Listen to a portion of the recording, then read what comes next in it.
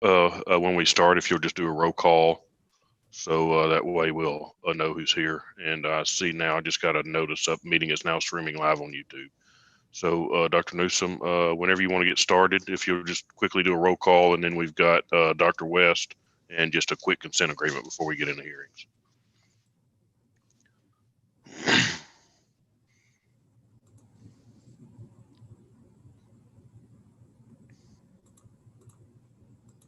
Sorry about that, I was muted. The time is 9:04, and we're at on a virtual meeting today, and the date is February 10th, 2021. And board members present are Dr. Lynn Krause, Dr. Brian Jolly, Dr. Becca Mitchell, Dr. Rodney Richmond, Mrs. Amy Ford, Ms. Carol Rader, and we have John, oh, sorry, Debbie, you were in the corner, and Dr. Debbie Mack. We have our executive director, Dr. John Clay Kirtley, and Dr. Brenda McCready, our assistant director. First off, we have, if we can, I've got one quick consent agreement we actually received in while we were in meetings yesterday. It has been signed by the party. It's Portoli Pharmaceuticals, WD 04611. It was just a non-disciplinary investigative cause for a change of ownership, late reporting. We would just ask that this consent agreement be accepted by the board. Okay. Motion to accept. Motion to accept, Debbie. A second. Any further discussion? All those in favor of the motion signify by saying aye. Aye. Aye. Any nays? The motion passes. Thank you. We have Dr. West. I'm going to allow you to unmute. If you'll click your mute button, there we go. We have Pamela West. We were here yesterday with Red River Pharmacy. They were here, asking for that new permit at their facility. She is who they want to be the licensed pick of that new permit where they were sectioning out one of the suites. She's had some issues with the log exam a couple of times, so we've asked her to appear today so she could discuss that with the board. So, John, I don't know, do you have anything further on Ms. West or anything you want to add?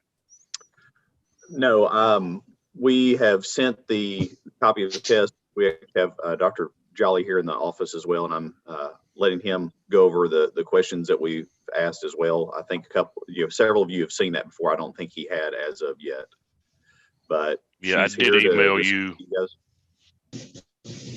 and I did email you her answers to those short answer. I didn't want to put them in the share folder, but I did email them to you, so you have access to those. And if you don't have it, let me know, and I'll be glad to send it to you again. But so, Dr. Newsom, I'll just turn it back over to you. Okay. So, is this Miss Emily? No, it's Pamela West. Pamela West. Okay. Yes. I'm sorry, I was preoccupied, and I'm sorry that I missed your name. Miss West, can you tell us what's going on to your best recollection about this exam? Well, I have been a nuclear pharmacist since I have been in school, so I haven't practiced other types of pharmacy for quite a while, a number of years. And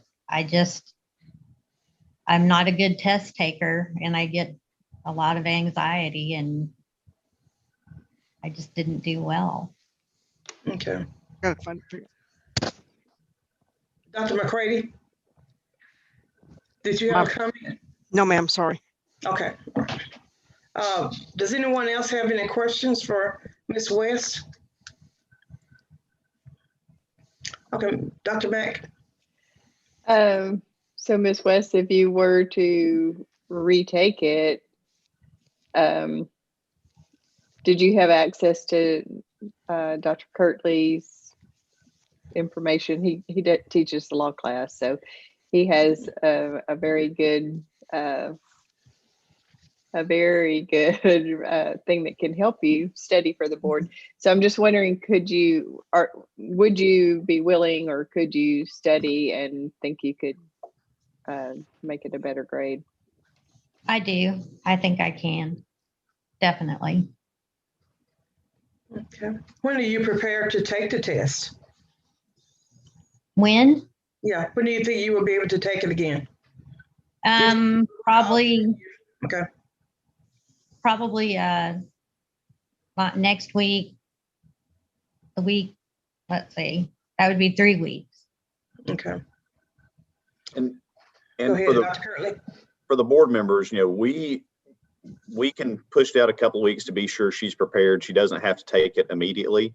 The other thing is, since she is reciprocating, she also needs to have consideration of her reciprocity, or else you are bumping her to June.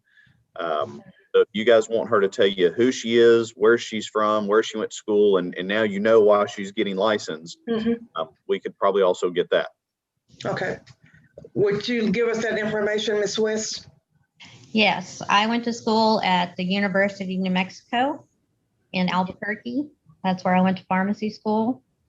I worked as a nuclear technician there. That's where I learned all my nuclear training. And when I graduated, that's what I went into. Okay. Okay, did any other board members have any questions? Are y'all willing for her to take the exam again? Okay, I see head nods. Okay. Dr. Kirtley, can you all set that up? We can. Do you guys want to accept her reciprocity application just pending successful passage of that test? Yes. Yeah. Entertain a motion, please. This is Becca. I make a motion that we accept her reciprocity application pending successful passing of the law test.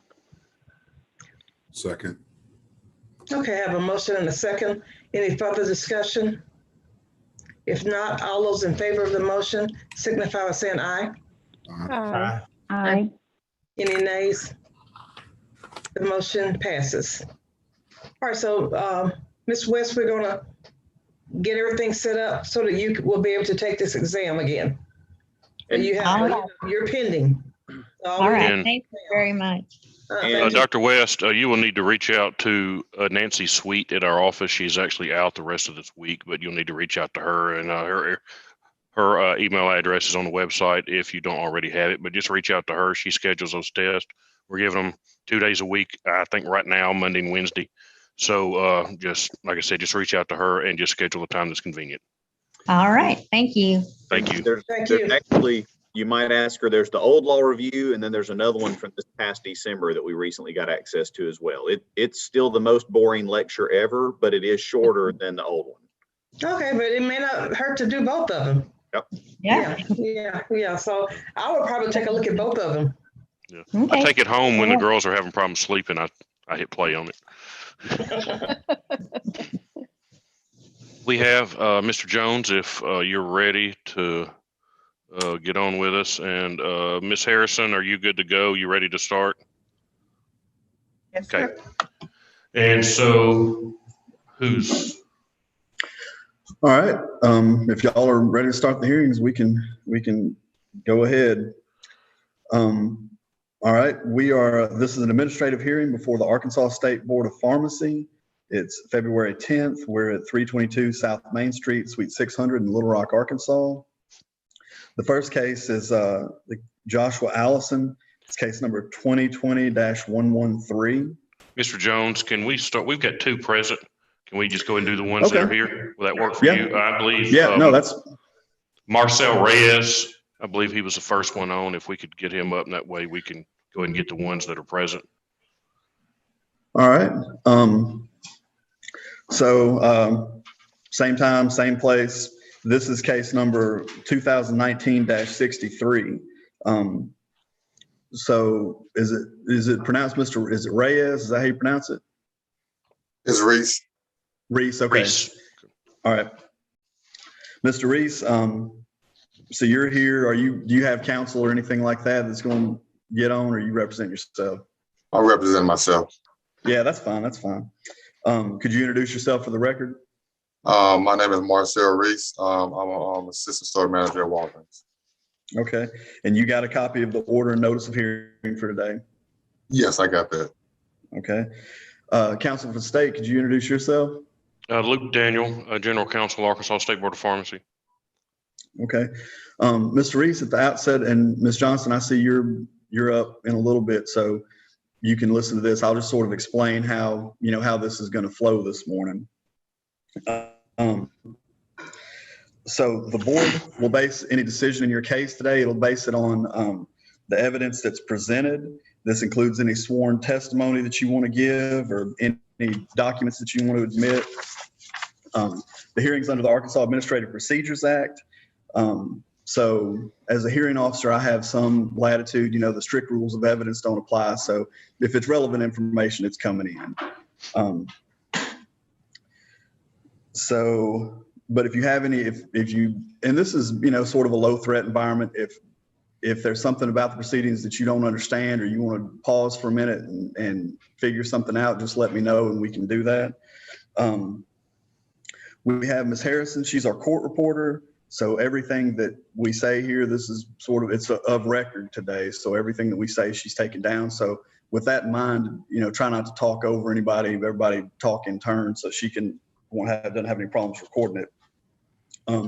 So the board members don't know anything about your case at this point. They don't, except, just what's in the order of notice of hearing. So in a little bit, the counsel for the board, he'll introduce, whatever packet he's going to introduce, and hopefully y'all have seen that and looked at it. And then if you have anything that you want to introduce, you can do that.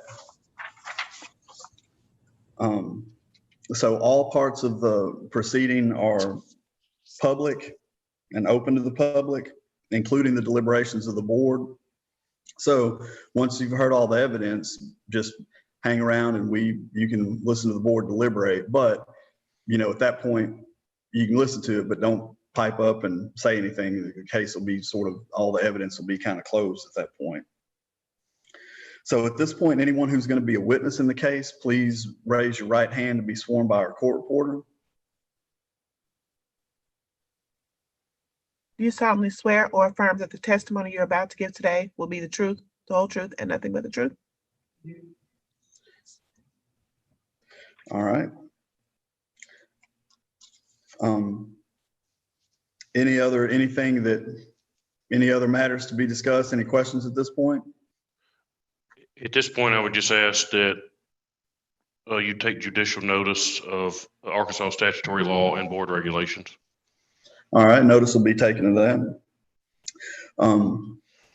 So, Mr. Daniel, are you ready to proceed? I am. Mr. Reese, you ready? Yes, sir. All right. Does either side want to make an opening statement? And an opening statement, you don't have to make one. It's, but it's just sort of, telling the board, what they can expect to hear, but you don't have to make an opening statement if you don't want to. I do not care to make one at this point. Okay. All right, Mr. Reese. No, sir. Okay. All right. Mr. Daniel, you can call your first witness. Thank you. And at this point, I would move to introduce exhibits 1 through 6 and ask that those be admitted into evidence. All right, Mr. Reese, have you seen those? Yes. Do you have any objection to any of that? No. Okay. All right. Those will be admitted for the record then. State would call Deputy Director Brenda McCready. Dr. McCready, we're looking at the exhibits here. Have the board members, were you all able to get into the share folder? Anybody not able to get into the share folder and see these? Okay. We're looking over at State's Exhibit 1 is the order notice of hearing for today. And maybe there's some, Mr. Jones, can you turn your volume down a little bit? We got some playback. I don't know if it's coming out there or if it's okay. And thank you, Mr. Jones. So the order notice of hearing, he was actually employed with Walgreens and had a technician. I actually had a technician license back from October of 2012 through October of 2019. Is that correct? That's correct. Okay. And he was working at Walgreens at the time, and he had a positive test for marijuana on April the 12th of 2019. That's correct. And Walgreens suspended his involvement or suspended his employment at that time, correct? That's correct. And the board conducted an emergency hearing on July 19th of 2019 and suspended his technician license pending a formal hearing. Is that correct? That's correct. And he was scheduled for a revocation hearing in front of the board in October of 2019, but he failed to appear that day, and the board revoked his technician registration, correct? Yes. And we're flipping over. Exhibit 2 is the proof of service, but he is here today. Exhibit 3, this is, he submitted a new application in September of 2020. Is that correct? That's correct. Okay. And he was asking, and he did mark yes, that he had been found. I mean, he did mark yes to the appropriate questions in there, correct? Yes. And Exhibit 5 is back. This is back. This is the positive test from Walgreens. This is just a printout from the lab. It shows a collection date on 4/12/19. It was verified. There was a medical review officer. So all of that was back in 2019, correct? That's correct. And have really received not very much or not any notice from him or any correspondence from him. Like I said, he did not show up for the hearing, and then he sent in this application for reinstatement, correct? That's correct. And Exhibit 6 is just the findings of fact, conclusions, and order from that October 19th hearing, correct? Yes, it is. I have no further questions for this witness. All right, Mr. Reese, do you have any questions for Dr. McCready? No, I don't have any questions. Okay. All right. Ms. Daniel, you want to call your next witness? State has no further witnesses. This was just set today based on the fact that it's been his license was revoked. So when he reapplied, it had to be set today. So I'll turn it over to him. Okay. All right, Ms. Reese, the state's, that's the whole of the state's case. So at this point, if you have any witnesses that you want to call, you can call them. You can testify. You've been sworn. So, you can tell the board whatever you want them to know. You can introduce any documents that you have. But it's your turn now. Okay. On the date that I was supposed to appear in front of the board, the address that they sent it to was my mother's address, and she stayed like an hour and a half away from me. So when I got the information, it was a little bit too late. And so I do apologize on that part of it. But for me to be able to return back to work from that suspension, was a lot of things that I had to do. I had to take a year of random drug testing. I had to go to a psychiatrist, and I had to go through 4 different therapy sessions just to make sure that that I was qualified to come back. Those are some of the things that I had to attain to be able to come back to work. I've been back with Walgreens for 2 years, and I am actually right now and promoted to a store manager. That's why it's one of the things that I had to do is basically get my license back intact. And so within the 2 years that I've been back from the suspension, or going on 2 years, I have shown improvement from the suspensions to the point where I'm basically being eligible for promotion. So I just wanted to kind of enter that information. If I need to send those documents in, I would definitely try to locate them and send them in for you guys. But that's all I have. Okay, Mr. Daniel, you have any questions for Mr. Reese? I do, thank you. Mr. Reese, are you still living on New Orleans Street in Brinkley? No, sir. I actually That's where you get your mail? Yeah, that's my mother's address. Okay, so you got this mail okay for this meeting? Yes, well, I went down there and she told me I had some mail yesterday, and I had got all this information yesterday. Okay, and back at that previous hearing that was set in October, you were mailed that letter on July, and the hearing wasn't until October. So you're saying that 3 months wasn't enough time to get the mail, so you would know about that hearing? Well, I'm not saying it wasn't enough time. I just didn't get the information late. And it was, like I said, when she gave me the mail, I very seldom go down there. And so when I went down there, she told me I had mail. She never opened my mail to let me know what it is. she just said I had the mail, and then when I opened it up, I saw that I had a hearing needs. Okay. So when's the last time you smoked marijuana? Since before I had the drug test. So when did you start drug testing? I mean, since before, have you smoked since that positive test in 2019? No. Yeah. Actually, with that test, I was actually at a friend house, and they had like a cookout, and they had some edibles, and I didn't know they were edibles. You know, I just kind of went in late after work, and you know, so that's how that happened. So were you no. using marijuana during that time? No, sir. So so how many times have you used marijuana in your In life? my life, twice. Twice. Okay. This just happened to be what was the other time? I was in college. Okay. So what kind of counseling, and I guess this is through the Walgreens program, is that Yes, correct? sir. Yes, sir. So what kind of counseling have you received through that, and how often, groups, individual? Well, I had to go to some, I think they're AA meetings. I had to go to, I believe it was 6 of them. And so I had sat in some of those group meetings. And like I said, with therapy, going to therapy sessions and a psychiatrist. So how often were you doing those therapy sessions?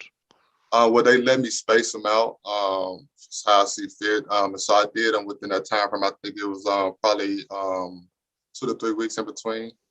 So you just had to do so many in a time period? Yes, yes. And and that's the therapy with the psychiatrist, or was you doing something different? Well, it was all grouped together. So I just they just had me schedule them how I see fit. And so I had one visit with a psychiatrist, and I had I think either 3 to 4 visits with a therapist, and then I had to go to 5 to 6 different AA meetings. Okay. And let's see. And how long were you in that program, start to finish? And we talking a few months, a year?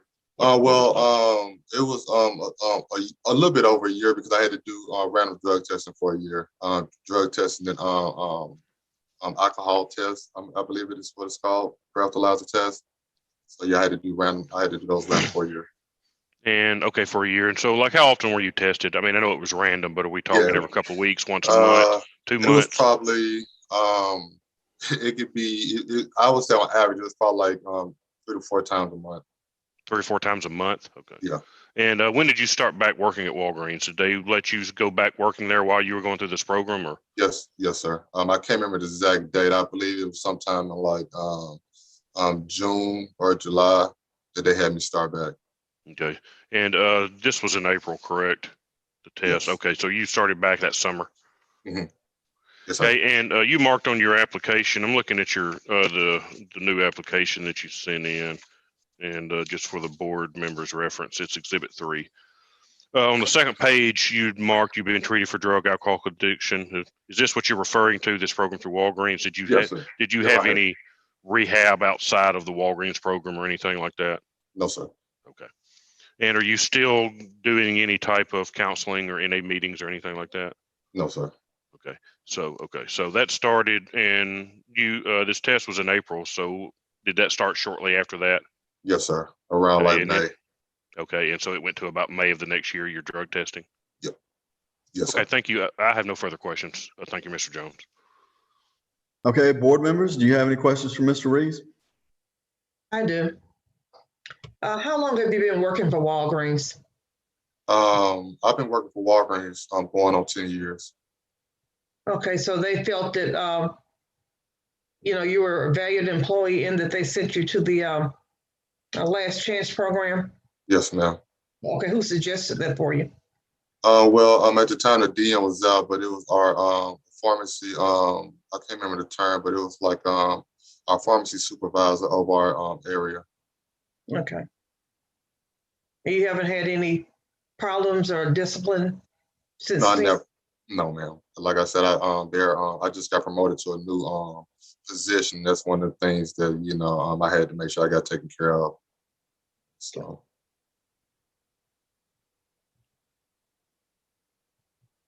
No further questions.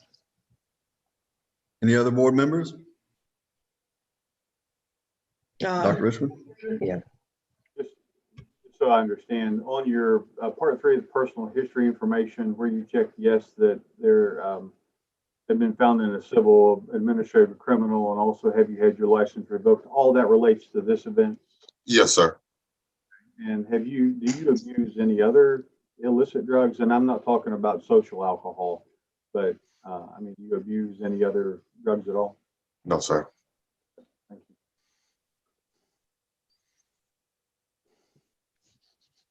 All right, Mr. Daniel, did anything about any of those questions cause follow-up for you? I've just got one question just based on theirs. Mr. Reyes, what position do you hold at Walgreens?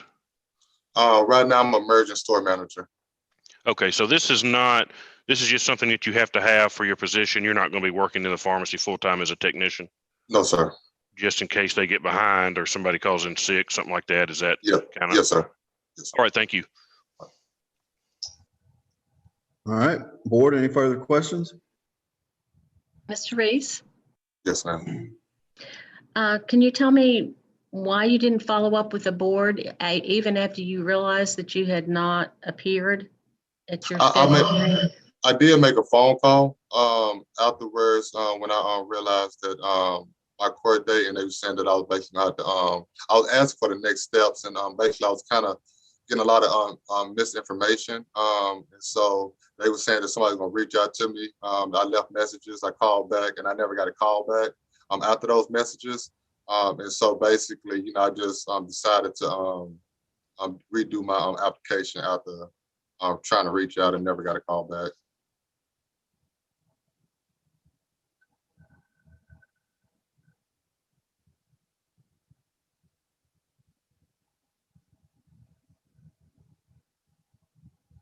Any other questions from the board? Mr. Daniel? Mr. Reese, Sorry, I was anything muted. I else have you nothing want? further. Mr. Reese, anything else you want to offer? No, sir, not at. Okay. All right. So if no other witnesses to call, well, at this time, y'all can make closing arguments if you'd like. Mr. Daniel, you go first. I'll just make this quick. I mean, this was, like I said, it was a positive test 2019. We got no response from Mr. Reyes at the time. So the board went through with the actions that it needed to take in suspending his license, set it for a hearing. He did not show up for that hearing, so the board revoked his permit. Said, I mean, he's here today because of that drug test and because of, that previous license has been revoked. So just like I said, the board can take any action to, he does have an application, so it'll either need to be granted or denied or use, granted with conditions, whatever the board wants to do. But we do need we'll need a decision on that application. Thank you. All right, Mr. Reese, any closing comments for the board? Would you like to ask them to do, or? Well, first of all, like I said, I just want to apologize for missing that first date. I do apologize. I wish I could have been able to get that taken care of at the time. But like I said, I do ask that you guys consider giving me another chance. But that's basically, kind of all I have. All right. Well, at this time, we'll go ahead and declare the record to be closed and complete, except for the board's recess and deliberations and decisions. So we'll be off the record for the board's deliberations. And board, when y'all have a motion and a decision, we'll come back on the record and y'all can render it on the record. Okay. And Dr. Newsom, if I may, this just for some record keeping, just remember on the allegations, they're either true or not true. The charges are either proven or not proven. And I have I usually, hand you the form that's got all the stuff on it. I have those here. So I'll just fill that out as y'all make the decision and sign the bottom of it if that's acceptable to you, Dr. Newsom. That'll be fine. Thank you. Okay, so board members, what are you all thinking in this case?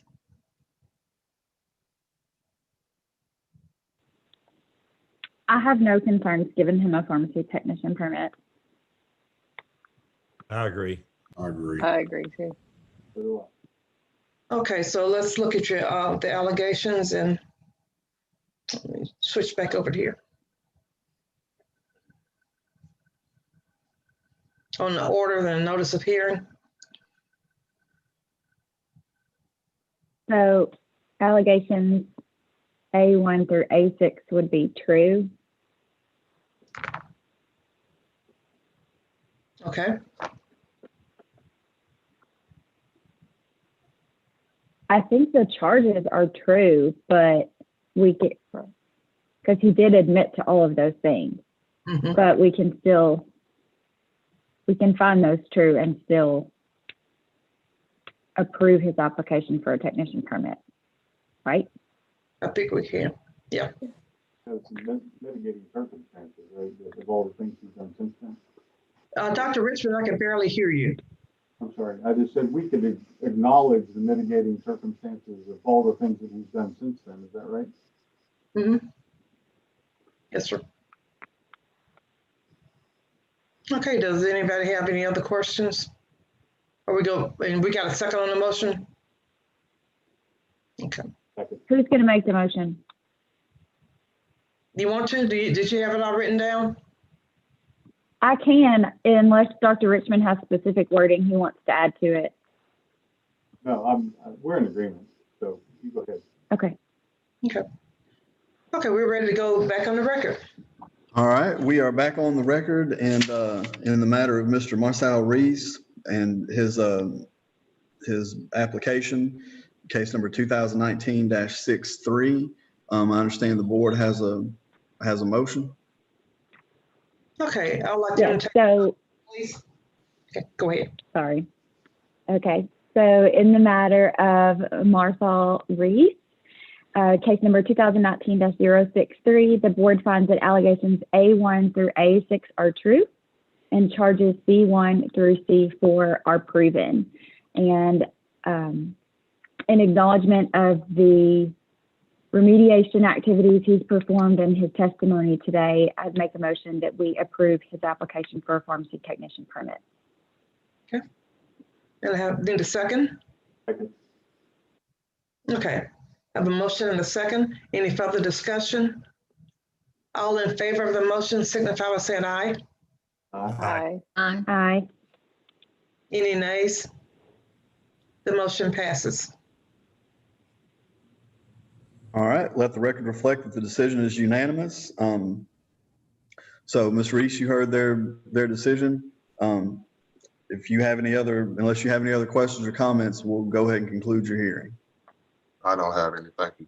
And Mr. Reeds, we'll get this. You'll receive a formal order in the mail in a week or so, but we'll try to get your license processed as soon as possible. So hopefully it'll mail out by tomorrow and you should have it within a couple of days. But like I said, you'll get a formal order later, but we'll try to get your license to you as soon as possible. Okay, And thank you have an address that you want to use besides that New Orleans where you'll get it faster? Yes, I do have one. Okay, go ahead. It's gonna be 7089 Woods Gate Cove. I'm sorry, what was the name of the street? Woods Gate, 7089 Woods Gate, W00DSGATES. Okay. Cove in Alexander, Arkansas. So Woods Gates, Alexander, and what's the zip? 72002. 72002. I've also got a note here due to, let's see, on your application, we need an additional $35 money order because when it overlaps, now the permit is good for 2 years instead of 1 year. Okay. So it's just, when you apply in an odd year, like I said, the permit's good for longer. So it's just an additional $35. So we'll need you to send in just a $35 money order. Just as soon as you get a chance, just mail it to the board. And as soon as we get that, we'll get everything processed for you. Okay, thank you. All right, thank you. Good luck in your career. Thank you. All right, board members, we've got another respondent here. Do y'all need to take a break or any other matters y'all want to look at before we go into the next hearing? All right, Mr. Daniel, you ready to proceed? Yes, I am. Okay. So we are on the record in administrative hearing before the Arkansas State Board of Pharmacy. It's February 10th. We're at 322 South Main Street, Suite 600 in Little Rock, Arkansas. This is in the matter of Miss Emily Johnston, case number 2020-124.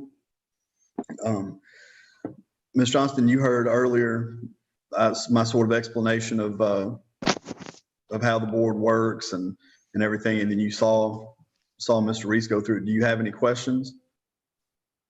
No, sir. Okay, all right. Could you introduce yourself for the record, please? Yes. My name's Emily Johnston. I'm a senior pharmacy technician with Walgreens. I've been there for 3 going on 4 years. Okay. Are you represented by counsel, or do you have any witnesses or anything you want to call today? Just yourself? No, sir. Just myself. Okay. All right, then that's fine. Okay, if everyone could raise their hand, everyone's going to be a witness in this case. Well, Mr. Daniel, you go ahead and introduce yourself for the record. Luke Daniel, Arkansas State Board of Pharmacy. All right. So everyone's going to be a witness in this case. If you could raise your right hand and be sworn by the court reporter. Do you solemnly swear or affirm that the testimony you're about to give today will be the truth, the whole truth, and nothing but the truth? All right, Ms. Johnson, you were sworn. Yes. Sorry, Okay. my background went dark. Mr. Daniel, are you ready to proceed? I am. All right, Ms. Johnston, you ready to go forward? And again, Ms. Johnston, I'll just remind you, any if you have any documentary evidence or anything that you want to, the board doesn't know anything about your case, and they're going to make their decision based only on what your testimony and anything that you introduced today. So if you have anything you want to introduce, let us know, and we can make sure that gets before the board members. Are you ready to proceed, Ms. Johnston? Yes, sir. Okay. All right, Mr. Daniel, you want to make any kind of opening statement? I do not, and at this time, would just ask you to take judicial notice of Arkansas statutory law and board regulations. All right, notice will be taken of that. Ms. Johnson, do you want to make an opening statement or anything?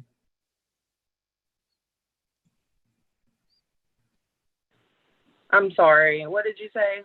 Well, I was asking if you want to make an opening statement. You don't have to. It's not necessary, but it would just be a roadmap of what you expect to show the board, but you don't have to do that. Mr. Daniel didn't make an opening statement. No, sir. Okay. All right. Mr. Daniel, do you have any, you want to introduce the packet at this point? I do. Would move to introduce exhibits 1 through 7. All right. Ms. Johnston, did you get a copy of that, the board's packet or Yes, the state's sir. packet? Okay. Do you have any objections to that? No, sir. All right. That'll be introduced for the record. Okay, Mr. Daniel, you can call your first witness. State calls Deputy Director Brenda McCready. Dr. McCready, we'll look through the exhibits real quick. We're looking at Exhibit 1, which is the order notice of hearing. She was licensed as a pharmacy technician, or currently licensed as a pharmacy technician. Is that correct? That's correct. And so on April 6th of 2019, she was arrested for possession of a controlled substance. Is that correct? That is correct. And we were notified, I believe, through a police rap back. Is that true? We were. Okay. And so we got notification that she'd been rearrested. We actually didn't get notification until, I guess it was in 2020, correct? Really towards the end of 2020? That is correct. Okay. And she was arrested for possession of a controlled substance, marijuana, and driving while intoxicated. Yes, 8 grams of marijuana and driving while intoxicated. Okay.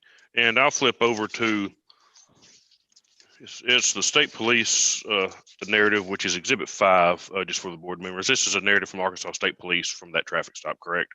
Yes. And the state trooper stopped the vehicle due to a traffic violation.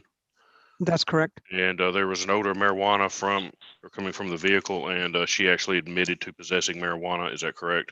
Yes. And she had approximately 8 grams in the Ziploc bag. Yes. Okay.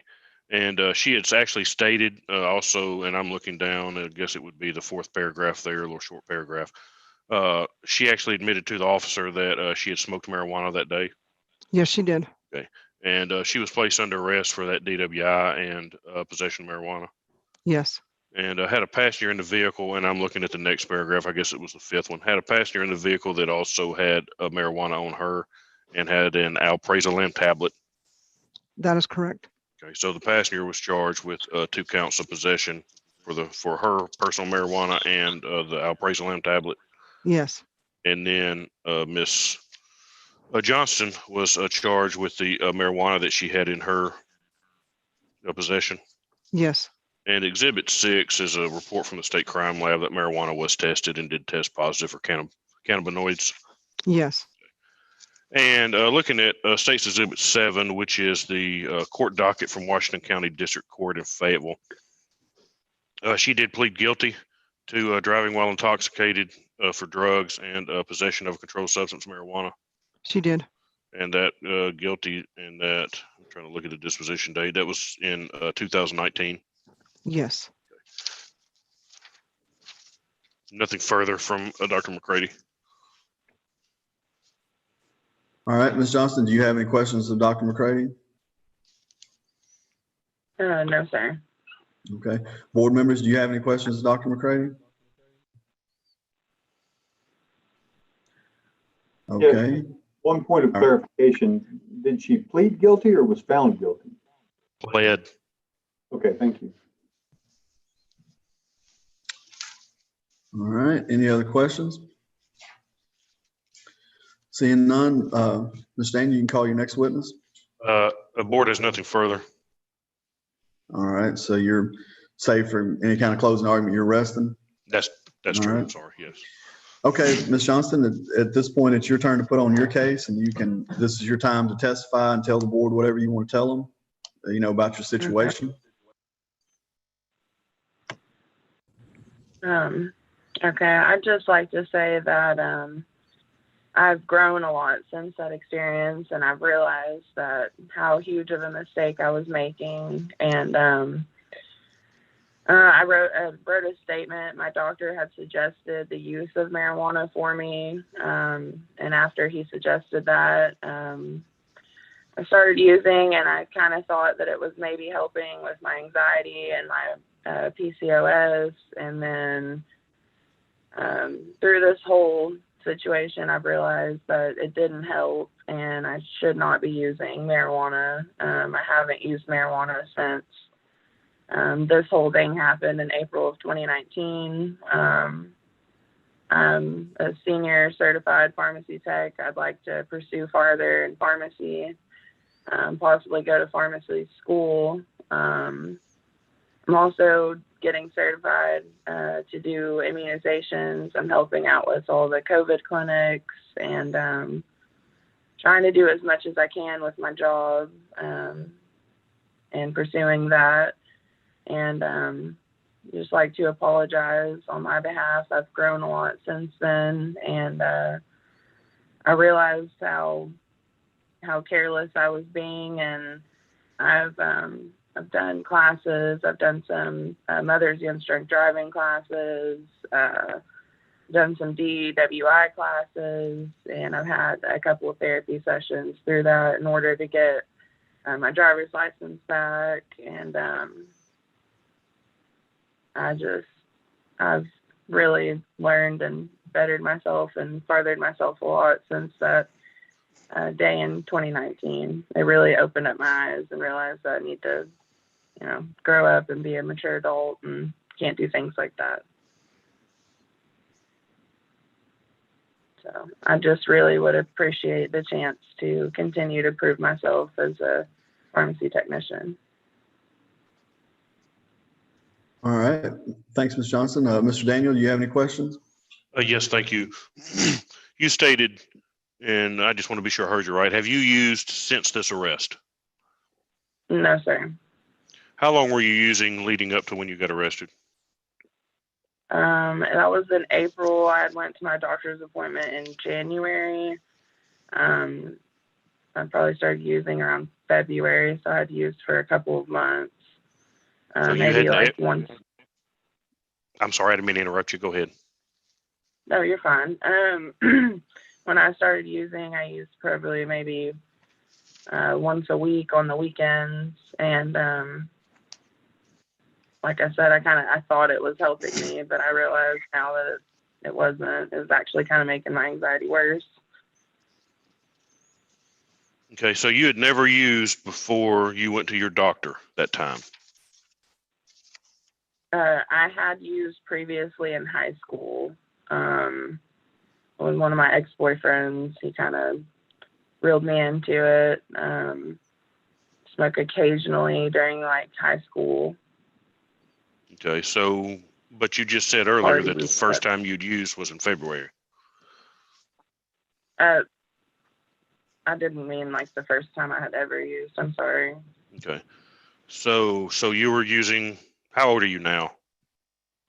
21. I'll be 22 next month. Okay, so you were 19 when this happened? Or no, you Yes, were 20 when this happened? Yes, I had just turned 20. Okay. And so you had used some in high school too, just, I mean, within a couple of years before this. So when did you, like, I mean, when did you start in high school? Like, when did you start? How old are you when you started using marijuana? Probably 17.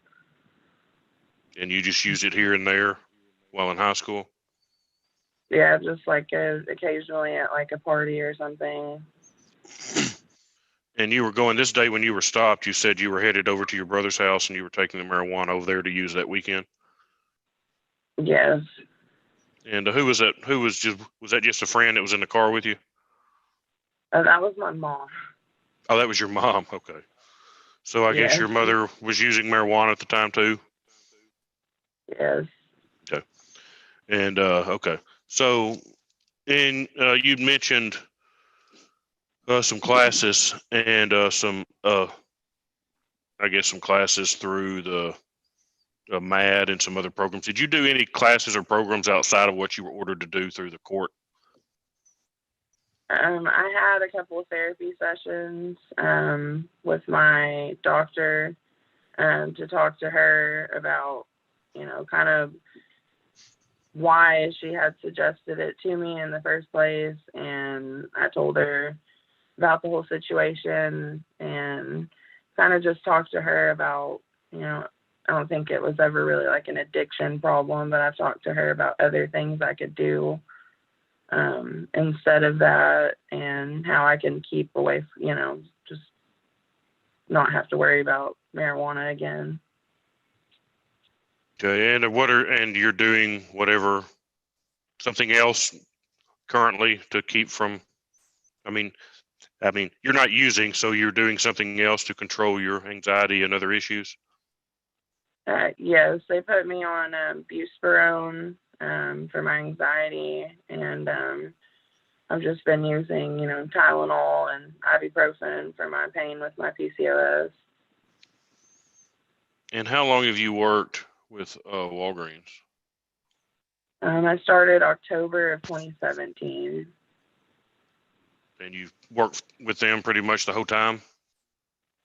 Yes, sir. I started in Tulsa, and then I moved back home and transferred to Fort Smith in 2019. I believe it was 2019. Might have been 2018. Okay, and you worked at one, I guess you worked at two different Walgreens in Arkansas? Yes, sir. Okay. One was in Oklahoma, the first one I started at. So now you're working at the one in Fort Smith? Yes, sir. Okay, and let's see what this. It showed another one you had worked at. Had you worked in one in Mountain Home for a while? No, I've never worked in Mountain Home. Okay. Is Walgreens, is your pharmacist in charge there? Are they aware of this issue? No, they're not. Okay. So nobody at Walgreens is aware that you've got arrested, that you pled guilty to a drug charge? No, I wasn't sure.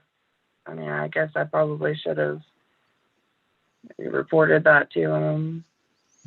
Okay, did you, when you renewed this last time, did you report it on your renewal application? When you renewed online? Yes, sir. Okay.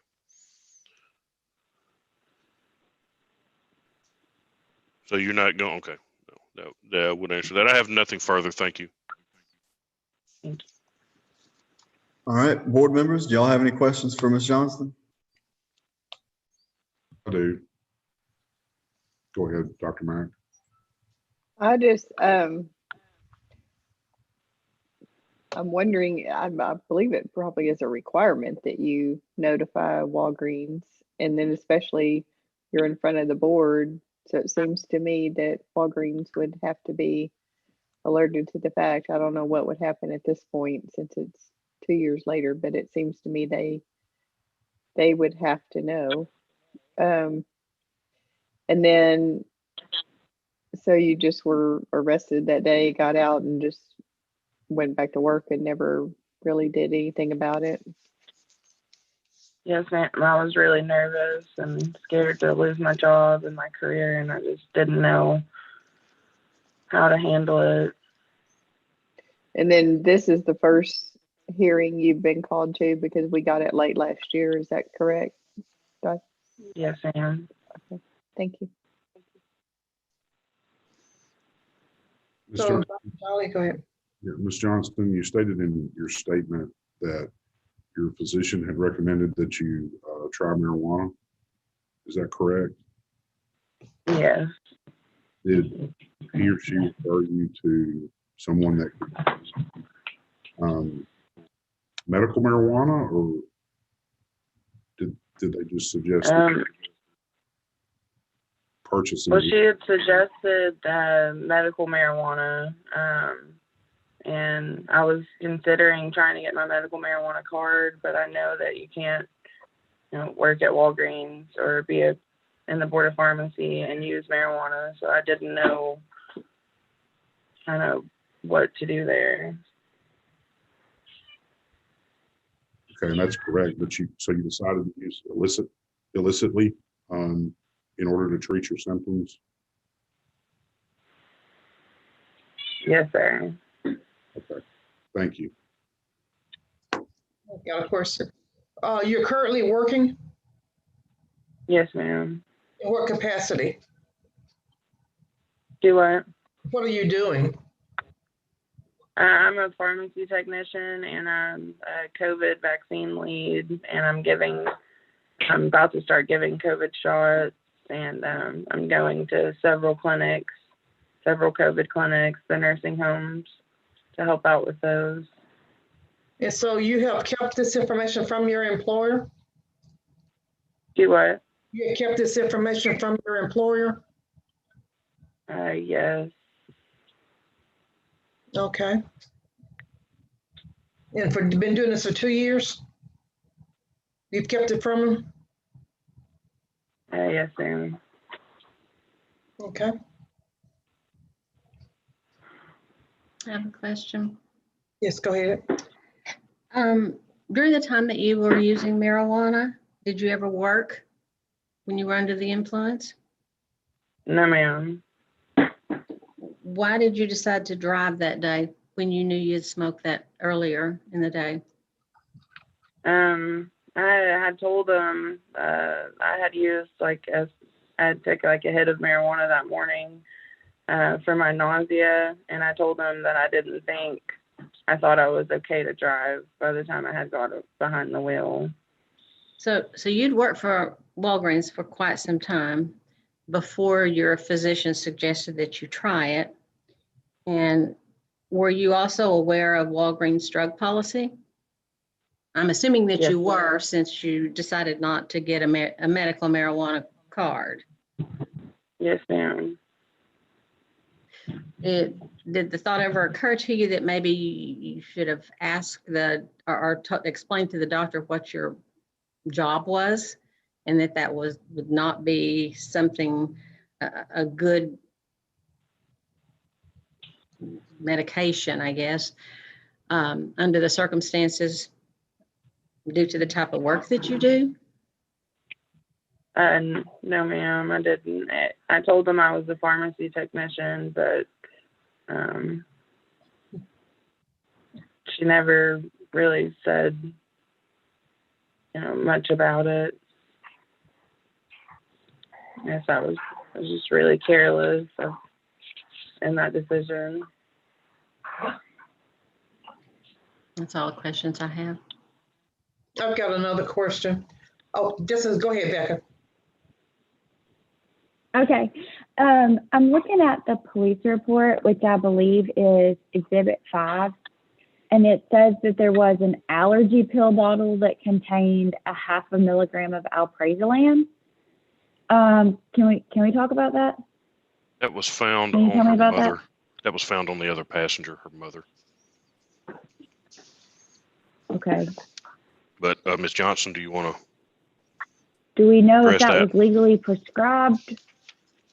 Have you ever diverted medication from Walgreens? No, ma'am. My mom had that from when my grandpa had passed away that one of her friends gave to her. And she said she didn't even know that she had it in her purse. Was not, I had no idea about that. I did not know. Okay. Okay, thank you. Okay. Yes, ma'am. Who is your pharmacy supervisor for Walgreens? Do what? Who's the pharmacy supervisor for your My Walgreens? pharmacy manager's name is Beth. No, who is her supervisor? Would that be like our district manager? Or, Yes. I believe it's Brian. Okay. Mike, it's either Michael or Brian. Okay, what location are you working? I'm on 0 Street in Fort Smith. Fort Smith, okay. Thank you. Yes, ma'am. Can I ask a couple questions? Yes. I just want to get clear on the timeline. So you said you started using marijuana when you were in high school, around when you were 17 years old, right? Yes. And then I stopped using for a while. And you're 21 years old now?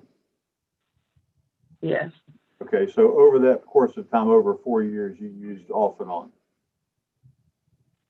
I used it for like a few months in high school, and then I stopped because I was doing college. And then I had just recently started, I used again in April of 2019. Well, between January and April, right? Because January is when your doctor recommended it? Yes, and I started in February. All right, and you said you worked at Walgreens for 3 to 4 years, so you started with Walgreens sometime when you were 17 or 18 years old? I started when I was 18 in 2017. Okay. And so you have been licensed as a technician since you were 18 years old? Yes, sir. Okay, and when did you become nationally certified through the Pharmacy Technician Certification Board? I believe I became nationally certified in 2019. Okay, and did that curriculum involves things regarding drug diversion, illicit drug use, right? Yes. Okay. And then this event happened 2 years ago in 2019? Yes, sir. Okay, and so for that period of time, so prior to that, during the 2 years, at least at some point between when you were in high school and being licensed as a technician, you used, and then since that time, you withheld the information from your employer. Yes, I didn't know if I was supposed to tell them or if I was just supposed to tell you guys. I didn't know how that. Technician Certification Board exam curriculum, they didn't advise you regarding illicit drug use, professional activities that you're involved in. You're saying they didn't include that? You didn't know that? I guess I'm kind of confused. What was?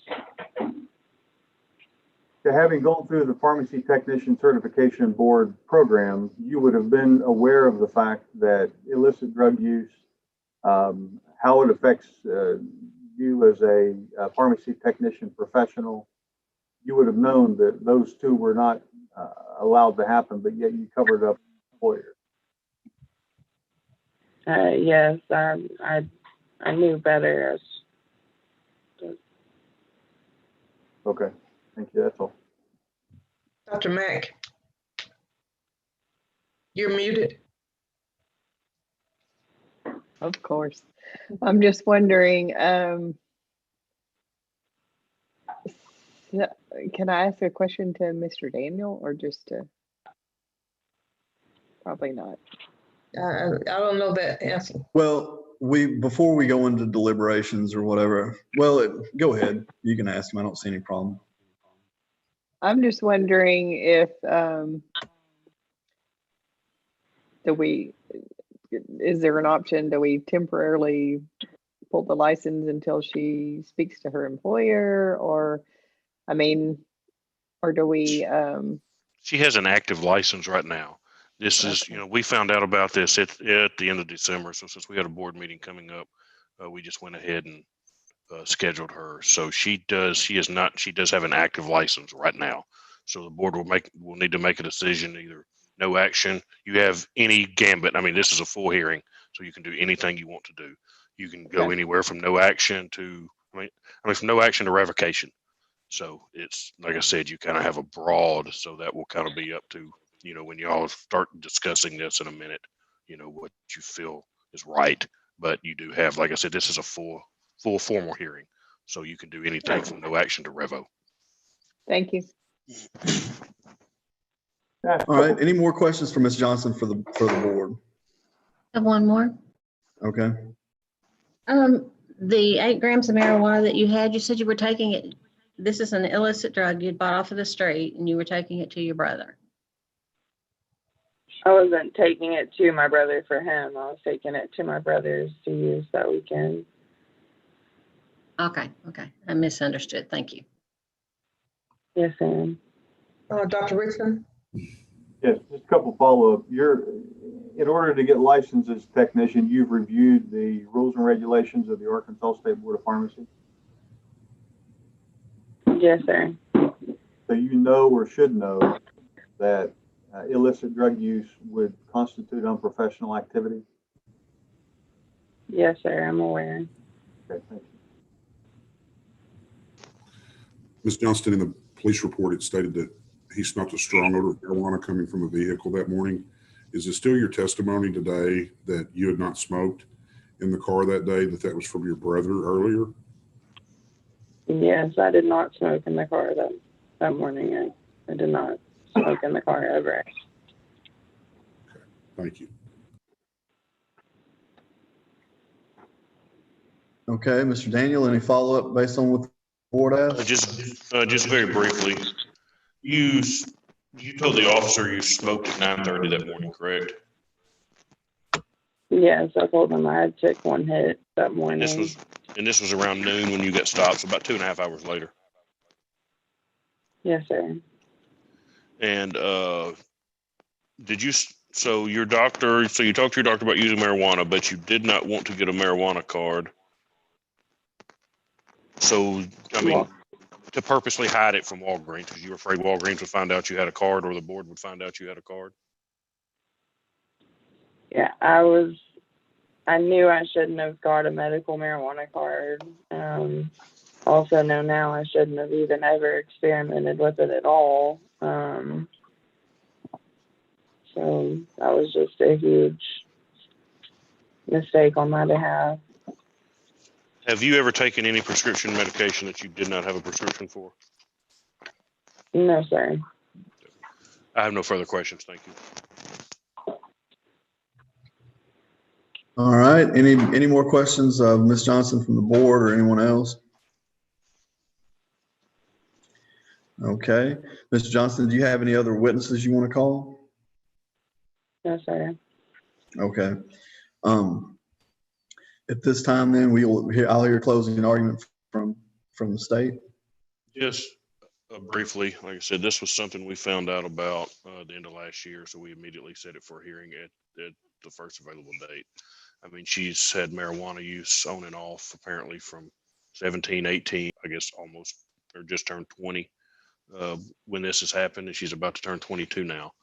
So, I mean, she's been working in a pharmacy. She's been licensed since 2018. So she's been working in a pharmacy while she has been smoking marijuana on and off. I mean, it's hard. I mean, she says she only uses it on weekends or was only using it on the weekends. But, I mean, who's to know that? I mean, who's to know when she was working? I mean, she was still, I mean, this happened at, she stated she smoked at 9:30 that morning, or took one hit at 9:30 that morning. And then she was stopped at noon to the point of being impaired. I mean, driving the vehicle.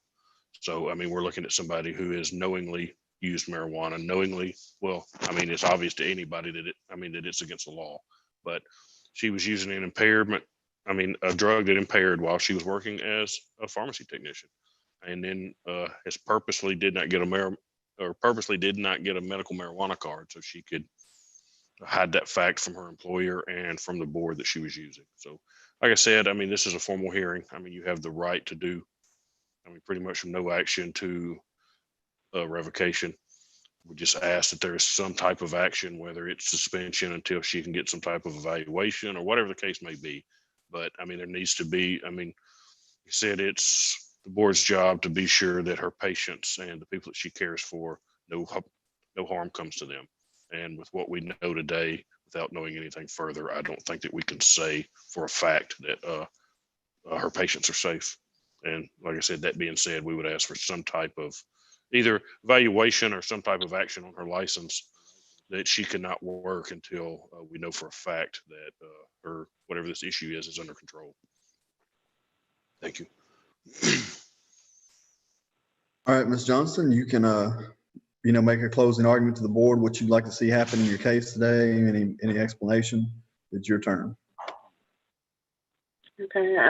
I'd just like to say that I'd be willing to do anything and everything possible to keep my pharmacy technician license, and to keep my job with Walgreens, and I'd be willing to do anything that you guys want or need me to do for that.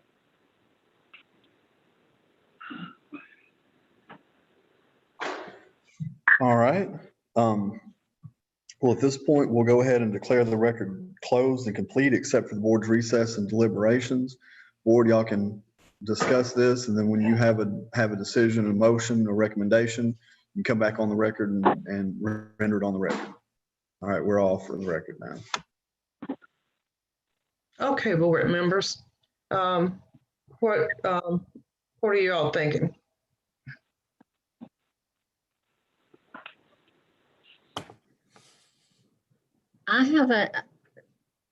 The main issue that I have is not being truthful with her employer.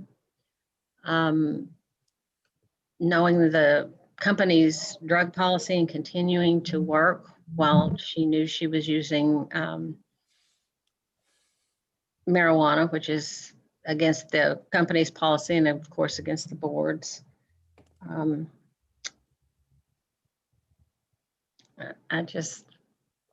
I don't know exactly what I don't know if I just want to suspend or go ahead and revoke. I mean, in the past, we've not tolerated things like this. That's all I have. Okay. Is someone else? Okay, Dr. Richmond. Yes, I think that the case has been well made, that she has used and she's used for a while. I think the fact that she continues to hide this from her employer, even up until this very day, shows that there is no real repentance in that regard. I don't think it's our responsibility to make her come to that realization. So at this point, I would not be in favor of simply suspending. I think that we have evidence to just pull her license at this point. If she wants to reapply, she'll need to be the one that comes to the realization that I need to not use these drugs, and I need to not hide it from other people, especially licensing agencies and your employees. I mean, those are only the two people other than patients that need to know this, and she has not made that known. So it's not our responsibility to make those plans for her. She needs to do that on her own. Otherwise, it's simply giving her a prescription as a way to walk back to her license rather than her come to the realization that she needs to do it herself. Okay, Dr. Kraus. I agree with Dr. Richmond's statement, but I also wanted to know, am I correct in thinking Walgreens has an employee assistance program to help somebody get through a situation like this. It does. And I would strongly recommend that to Emily, but I tend to agree with Dr. Richmond and for Ms. Carroll. Someone else? Okay, well, you mentioned the, I think it's called the Second Chance Program. Walgreens does have a program where, I guess it's type of a rehab type program where you are drug tested and you have to go to classes. But she needs to immediately inform her pharmacy supervisor that she works for, a pharmacy manager, and then that person should get in touch with the district manager and they can place her in a program. But in the meantime, she doesn't need to be working. So I don't know if the group will agree to a suspension or just revoke her completely. But when she's in that program, I don't think she'll be able to work. Like I this, don't know the insides of the program, but I do know that that she will probably be pulled from work. Dr. Newsom, I feel like this should be a revocation, not a suspension. Okay. Okay. Okay, Dr. Kraus. So in this revocation, if we go down this, she can reapply after going through. I'm not saying that we would accept her by any means, but I'm saying she could reapply to be a pharmacy technician after she goes through one of these programs. Mm-hmm. Or I'm just trying to, I guess, in a roundabout way, tell Ms. Johnston that, you know, there is a path back. Right, she can ask for her So license. yes, she could. Yeah, because that's what the case before this, that's what happened. Is his permit was revoked. Mm-hmm. And then he came back. He reapplied and it was set for a full hearing. Right. I agree with the discussion of revocation. I have a lot of compassion and empathy for people that make a one-time stupid mistake when they're young. Lord knows I made my own. But I think this is a pattern of integrity lapses, and I have real concerns. I also think the fact that she was smoking with her mother and planned on smoking with her brothers, like that speaks to just a culture of this is not a big deal, which also concerns me that moving forward, it might be something that would happen again. Mm-hmm. So does anybody else have any further discussion? Okay. I'm in agreement, so I don't have anything to add.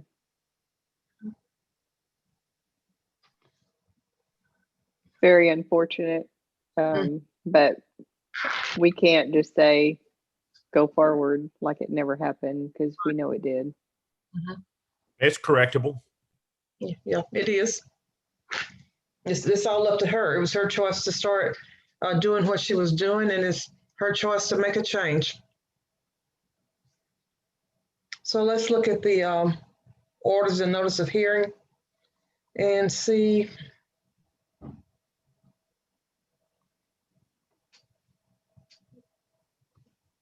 what we need to say there. Do you need a motion? Yes, sir, but we also need to take a look at the order and notice of hearing and see what the allegations and charges are saying.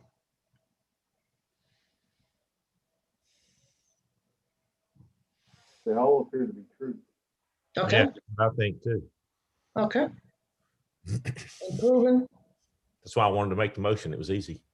Yes, okay. Listen to you. Listen to you. Are you ready? I am ready. We're ready to come back. Wait. We need to go back on the record. We're off the record right now. Okay, the board's deliberated and they have a motion. We're back on the record in the case of Emily Johnston, case number 2020-124. Ready to entertain any motions by the board? Cool. I'd like to entertain a motion. Go ahead. Madam President, in the matter of Emily Marie Johnston, pharmacy technician number PT 08581, case number 2020-124, that we find all allegations 1 through 6 to be true and charges 1 through 5 to be proven. And I move that we revoke her pharmacy technician license. Okay, do I get a second? Second. Okay, I have a motion and a second. Any further discussion? All those in favor signify by saying aye. Aye. Aye. Any nays? The motion passes.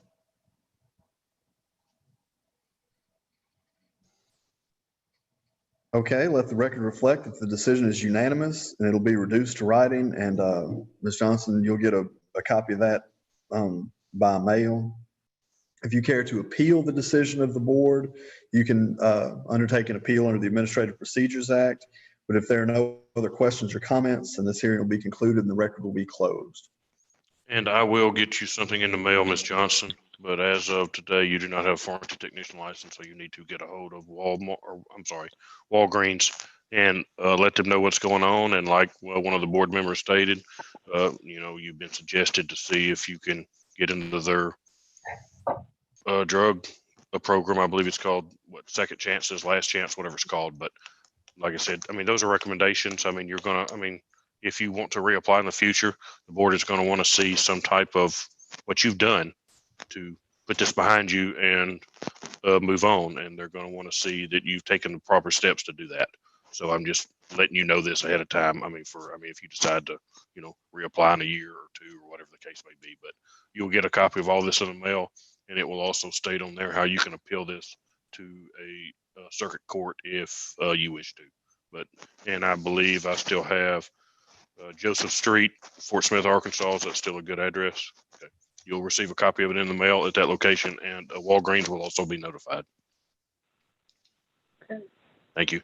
Who was the second? I got Dr. Kraus on the motion. Who made the second? I did. Okay. Thank you, Carol. All right. That's that hearing. We've got 4 more set. Nobody else is present. Do y'all want to take a short break, or do y'all want to go through these and knock them out? I see some head shaking for a short break. Okay. Why don't we take a few minutes? All right. However long y'all want to take. Like I said, nobody else is here. We've got 4 more. We just have to go through the motions. Okay, how long a break do y'all want? 10 minutes or? 10 minutes, be great.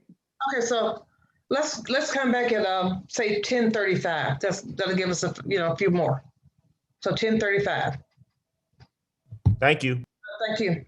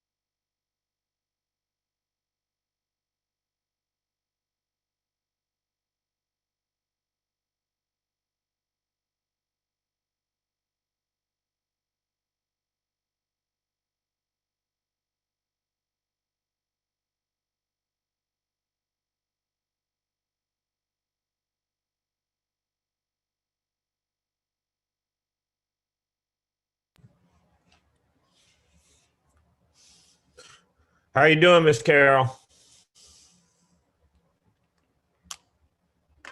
Unmute myself. There I go. I'm doing fine. How about you?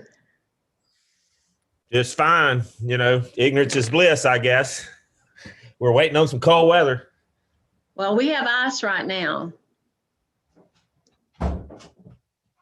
I saw on the weather. I've got a daughter in Fayetteville, and I saw on the weather where it's supposed to be like 8 one night and 6 one night, or something crazy like that. Yeah, yeah. And usually there's probably a 10-degree difference in Fort Smith and Fayetteville, but I think it's going to be cold enough to where we're going to have a. We have a cat that's having some issues, and we were supposed to take her back to the vet, and it's in Van Buren. And I just called and I said, we're not driving across that bridge when there's ice on it. It's not that important. We'll bring her later. Yeah, we need you to call us and tell us whatever's in Fort Smith that's going to hit us like 3 hours later. Yeah, or 4 in the morning. Well, you're going to get it this afternoon. I know. Our office, we've already been discussing and prepping for the fact that we may have to run tomorrow's meeting from our houses. From home, yeah. So what's it doing in Little Rock, John? What's supposed to happen there? We're supposed to have an ice storm tonight. Tonight, an ice storm? Yeah, starting this afternoon. Typical February weather. Yeah, they moved it up. At I'm first, trying it to was just figure going out. to. Oh, I was just saying at I'm trying first to it was figure just out going how to I'm be going a to keep tip. my kids quiet. Awful. I can tell you, I got 4 kids experience, so that's not going to happen. They won't be quiet. Yeah, so tomorrow may be real fun. They're still going to have school. I doubt it. They're not I going bet to. the schools are going. I bet the schools are going to be 1 quick to o'clock cancel because they're set up to be virtual. I bet you they're going to be quick to cancel. This week, and they've upped the snow chance for Monday, so I figure they're going to be quick to cancel it. Bentonville didn't My have it kids get today. out of school at 1 o'clock tomorrow anyway, so fun. But next week I'm going to be in Minneapolis. I am not prepared for that. No. Yeah, it's going to be a little chilly. Yeah. They've been in what? I'm pretty sure I don't own a single pair of shoes that's appropriate for Minnesota in February. That was what I was going to say. You need to have some. I used to go to Detroit every month, and I hated going in the wintertime because my feet always frozen. I thought I was buying these really warm boots, but I didn't. I never. I went to Minneapolis once back years and years ago for a training, and it was in April, and really wasn't thinking, well, we got up there and they had an unseasonably cold April with a blizzard. And I've still got like sweatshirts and stuff that I had to buy when I was up there because I did not take accordingly, because I was, like I said, I got off the plane and I had on 2 sweatshirts and it was 90 here and I about bust into flames.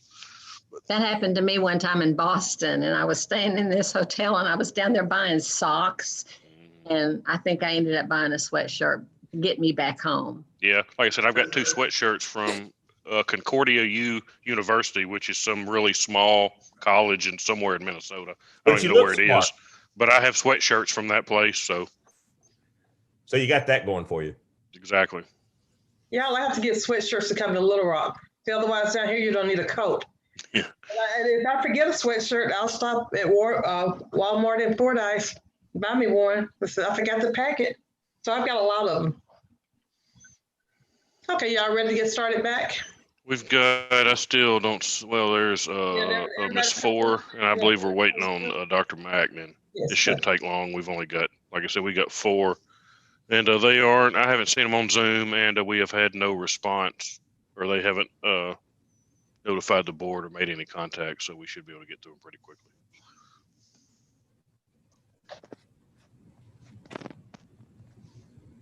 How's my buddy Brad doing? Brad Newman. He said, I told him I was coming over here today, and he said to tell you hello. But that old fella has retired. He retired at the beginning of the year, and he's happy as he can be. So what is he doing? Just hanging out, nothing. I mean, it's only been about a month, but I suspect he's going to find something to do somewhere. There's only so many leaves you can rake, and So, but it's a nice problem to have. Oh, he's probably just So- enjoying his quiet time. He is. But he said to tell you, he knew I told him I was coming over here today, and he said to tell you hello. All right, same here. When you see him again.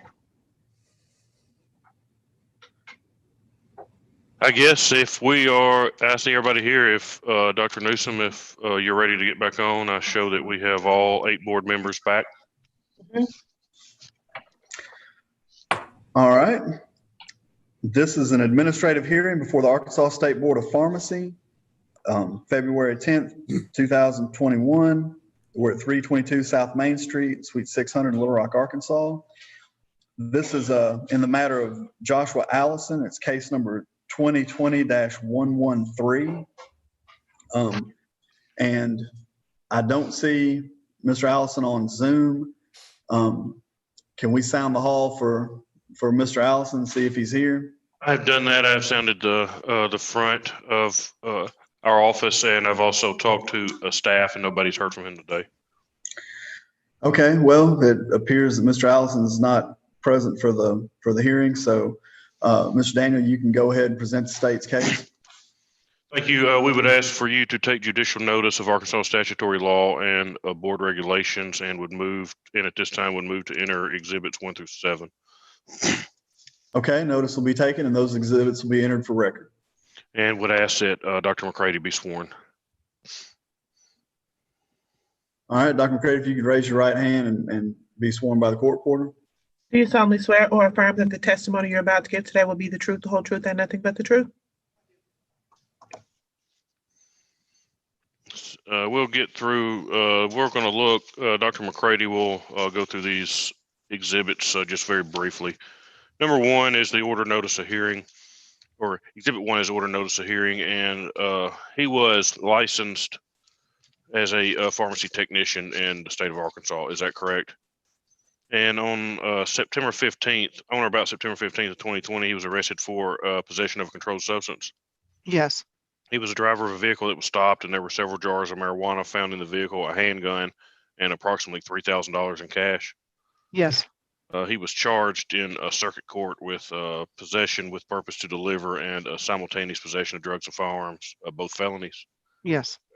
And he's actually, since we put this packet together recently, he's actually entered a guilty plea to possession of marijuana with a purpose to deliver, which is a D felony. Is that correct? Yes. And he was sentenced to probation. Yes. So he does have a felony drug conviction. Yes, he does. And we'll flip over to State's Exhibit 3, which is the order notice of hearing. I'm sorry, which is the proof of service. And this was mailed via standard mail and certified mail to the address that he has on record with the board. Yes, it was. And the second page of that shows that it was delivered at that address on December 17th of 2020. It was delivered and signed for. That's correct. And State's Exhibit 4, which is the printout from the computer system that the board uses, it shows his physical and mailing address is 41 Barber Drive here in Little Rock. That's correct. And that's where the notice was sent. Yes, it is. And let's see, State's Exhibit 5 is just a police report that just states the facts from earlier, and 6 is the arrest report from the Little Rock Police Department. Is that correct? That's correct. I have nothing further. All right, board, do you have any questions for Dr. McCready? All right, seeing none, Mr. Daniel, you can call your next witness. State has nothing further and would just ask the board that to find the allegations true and the charges proven. He's not here today. He does have a felony conviction. Did plead guilty to a felony possession of narcotics, and we just ask that his license be revoked. All right, we'll go ahead and declare the record closed then, and the board, y'all can deliberate. When you have a motion, come back on the record and render it. Okay. I would like to entertain a motion, please. I'll do it. Okay, thank you, sir. All right. We may just want to stay on the record. Do y'all even need to get off? Not really. Okay. Okay, well, we are back on the record then in the case of Joshua Allison, 2020-113. I believe the board has the motion. Yes, in the matter of Joshua Dedrian Allison, pharmacy technician number PT 09076, case number 2020-113. The allegations A1 through A4 being true and the charges C1 through C4 having been found proven. In absentia of the respondent, I make a motion that we revoke his pharmacy technician license. Second. Okay, I have a motion and a second. Any further discussion? If not, all those in favor of the motion signify by saying aye. Aye. Aye. Any nays?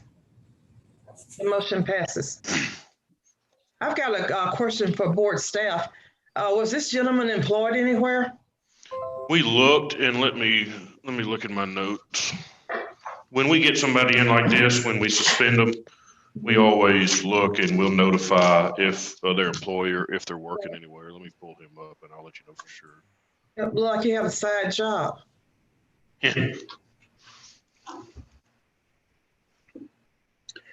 Cash only. Exactly. Don't have to report that. Well, so in the meantime, the record will reflect that the board's decision is unanimous. It'll be reduced to writing and service will be made or attempted upon Mr. Allison. If he cares to appeal the decision, he can appeal on Administrative Procedures Act. Do not show that he's working anywhere. He's never reported, and a pharmacy has never reported that he's working. Okay, great. All right, if there are no other questions or comments, and this hearing will be concluded, the record will be closed.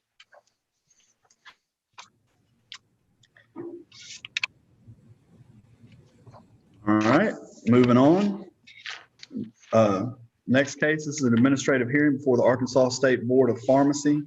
It's February 10th, 2021. We're at 322 South Main Street, Suite 600, Little Rock, Arkansas. This is the board set a hearing for today concerning the matters specified in the notice of hearing to Holly Gilmore, case number 2020-61. I do not see Ms. Gilmore present on the Zoom call. Can we sound the hall for Ms. Gilmore and see if she's here? We did sound the hall this morning. She was not present, and board staff has not heard from her today. Okay, well, in that event, Mr. Daniel, you can go ahead and present the case to the board. Would ask for you to take judicial notice of Arkansas statutory law and pharmacy board regulations and rules, and would move to enter exhibits 1 through 6 into evidence at this time. All right, notice will be taken and those exhibits will be introduced of record. And would ask Dr. McCready to be sworn. All right, Dr. McCready, raise your right hand and please be sworn by the court reporter. Do you solemnly swear or affirm that the testimony you're about to give today will be the truth, the whole truth, and nothing but the truth? I do. Thank you. Now, Dr. McCready, we'll look at the exhibits briefly. We have exhibit 1 is the order notice of hearing, which has today's date, February 10th at 9 a.m. Is that correct? Yes, it is. And it also states that the meeting will be held virtually via Zoom. Yes. But regardless of that, she also did not appear at the board's office today. No, she did not. And on August 3rd of 2020, she was charged with felony theft of property and felony lottery fraud. Is that correct? That's correct. And she was a manager at a Murphy USA, which is, the gas station / convenience stores that, outside of Walmart's and Sam's Clubs. Is that correct? Yes. And so she was taking, her and a couple of co-defendants would take lottery tickets off of the rolls, lotto and lottery tickets off the rolls, and then scratch them themselves and scan them without paying for them. Yes. And they would collect the money from this. Is that correct? That's correct. And they actually have video of her where it shows her taking off the tickets or off of the roll, scratching them, scanning them, and then cashing in the winners. Yes. And she admitted to doing this and also admitted to taking cash out of the lottery drawer there at Murphy USA. Yes, she did. And the total value of the tickets, not the winnings, but the total value of the tickets that were used in this scam were a little over $7,000. Yes. I have nothing further. Board, do you have any questions of Dr. McCready? Yes, Dr. Mack. Just one. So she has a technician license, but she was working out at the Murphy. Yes, we don't Yes. show, let me look. I don't think we showed her working. Working anywhere. I just want to make sure she wasn't working as a tech somewhere.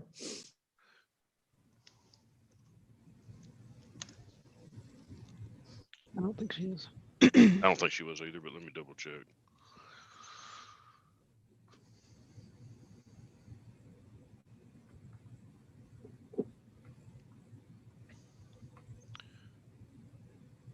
She has not worked. She was listed working at Kroger until November the 4th of 2020.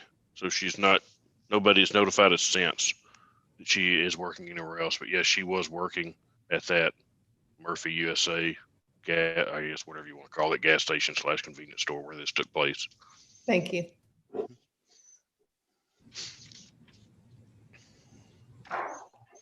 Okay, And any if- other questions for Dr. McCready?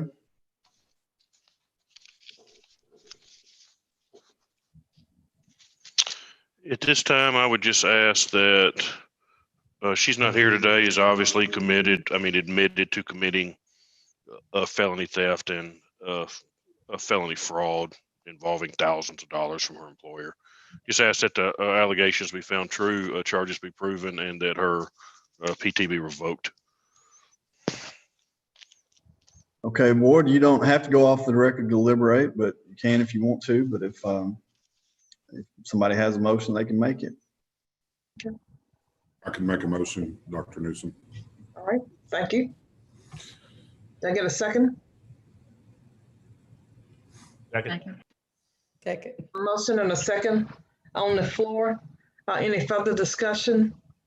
All in favor of the motion signify by saying aye. Wait, Yeah, I didn't hear the does he motion need to itself. read out the motion? Yes. Yeah, I didn't actually hear the motion. Okay. Are y'all ready? Yes, sir. Eddie. In the matter of Holly Gail Gilmore, pharmacy tech license number 09231, case number 2020-114, the board finds that allegations 1 through 4 are proven. Charges 1 through 3 are true. The board moves to revoke Ms. Gilmore's technician licensure. Okay. Who did the second on that one? I will. I can second. Several of us did. Yeah, you did. Okay, motion and a second. Any further discussion?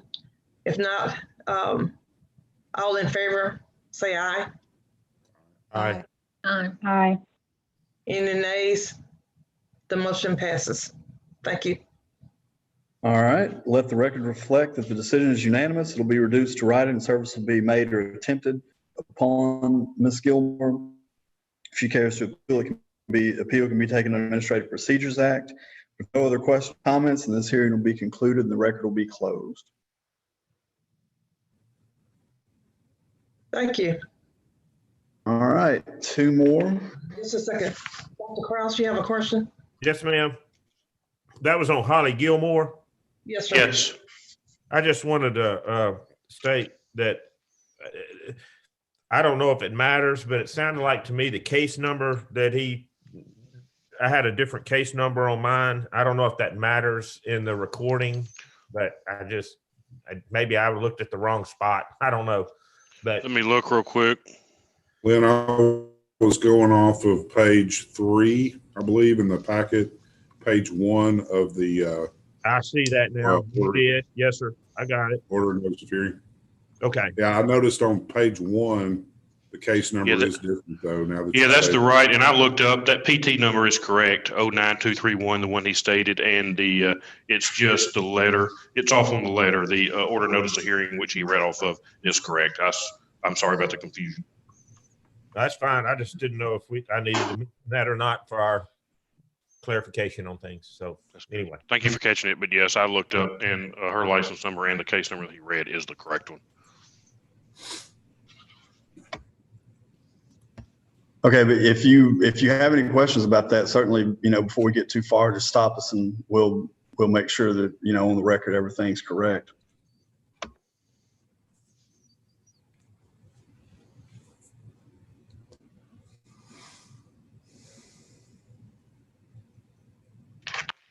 Okay, Mr. Daniel, we got someone else that didn't show?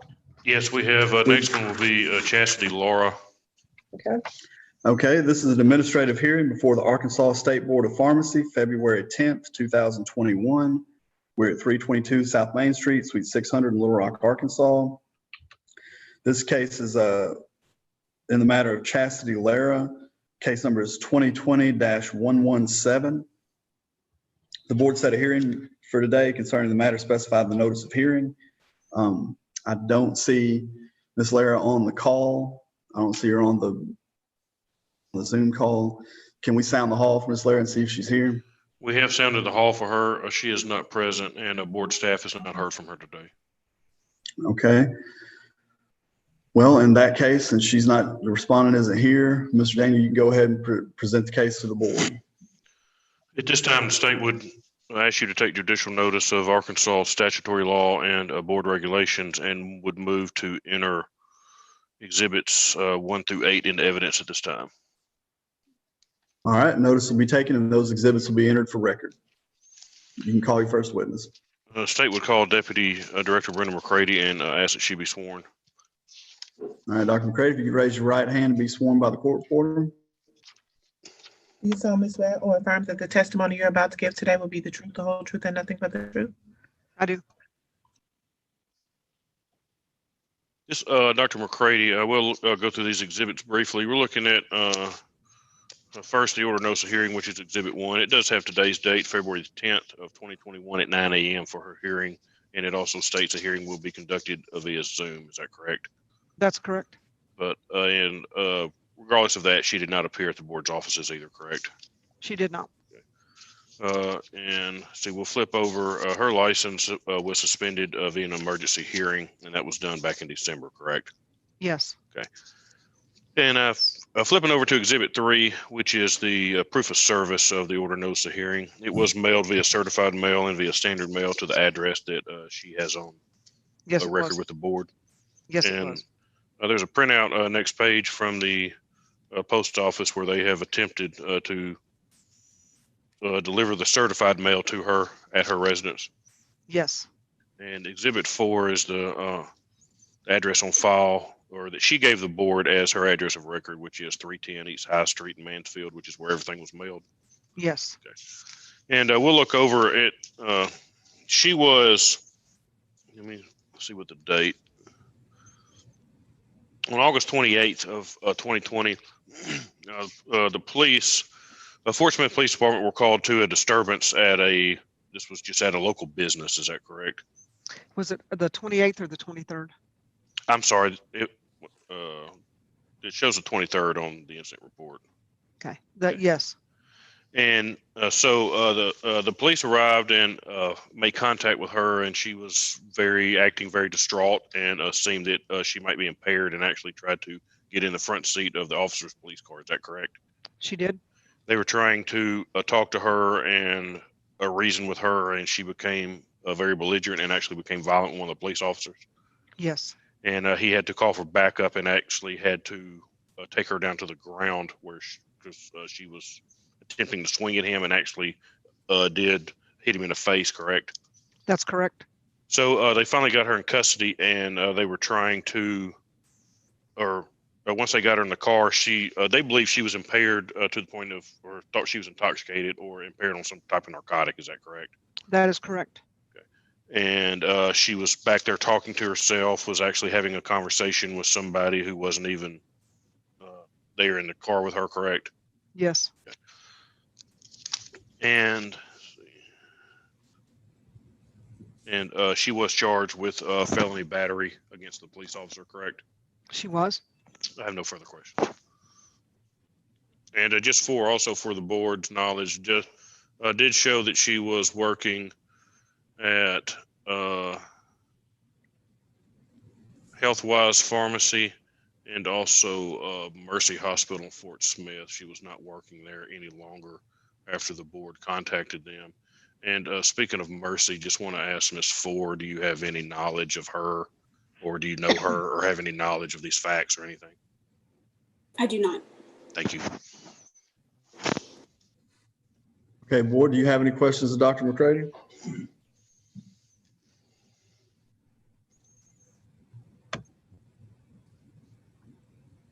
Okay, seeing none. Dana, do you have any other witnesses to call? I do not. At this point, we just ask the board to find the allegations true and the charges proven. Like I said, I'm not sure what was going on that day, whether it was drugs, mental issues, alcohol, whatever the case was. She seemed to be extremely impaired to the point of having hallucinations. And we, like I said, this was suspended and this was set today so she could appear and either present her side or whatever she wanted to do. And all we have are the facts that's been presented, and they, based on that, we would just ask that her license be revoked, since there is obviously a patient safety issue here. All right. Okay, board, y'all can deliberate on this, and when you have a motion, just make it. Okay. I would like to entertain a motion, please. I'll make it, Dr. Newsom. Thank you. In the matter of Chastity Elaine Lara, Pharmacy Tech, PT 08227, case number 2020-117. Allegations 1 through A1 through A4 are true, and charges C1 to C3 have been proven, and I would make the motion that we revoke her license. Do I get a second? Okay, I have a motion and a second. Any further discussion? If not, all in favor of the motion signify by saying aye. Aye. Aye. Any nays? The motion passes. Okay, let the record reflect the decision is unanimous, and it'll be reduced to writing, and service will be made upon Ms. Lara. If she cares to appeal the decision, appeal can be taken under the Administrative Procedures Act. If there are no other questions or comments, then this hearing will be concluded and the record will be closed. Thank you. We have one more, which is Tony Marie Linder / Hollis.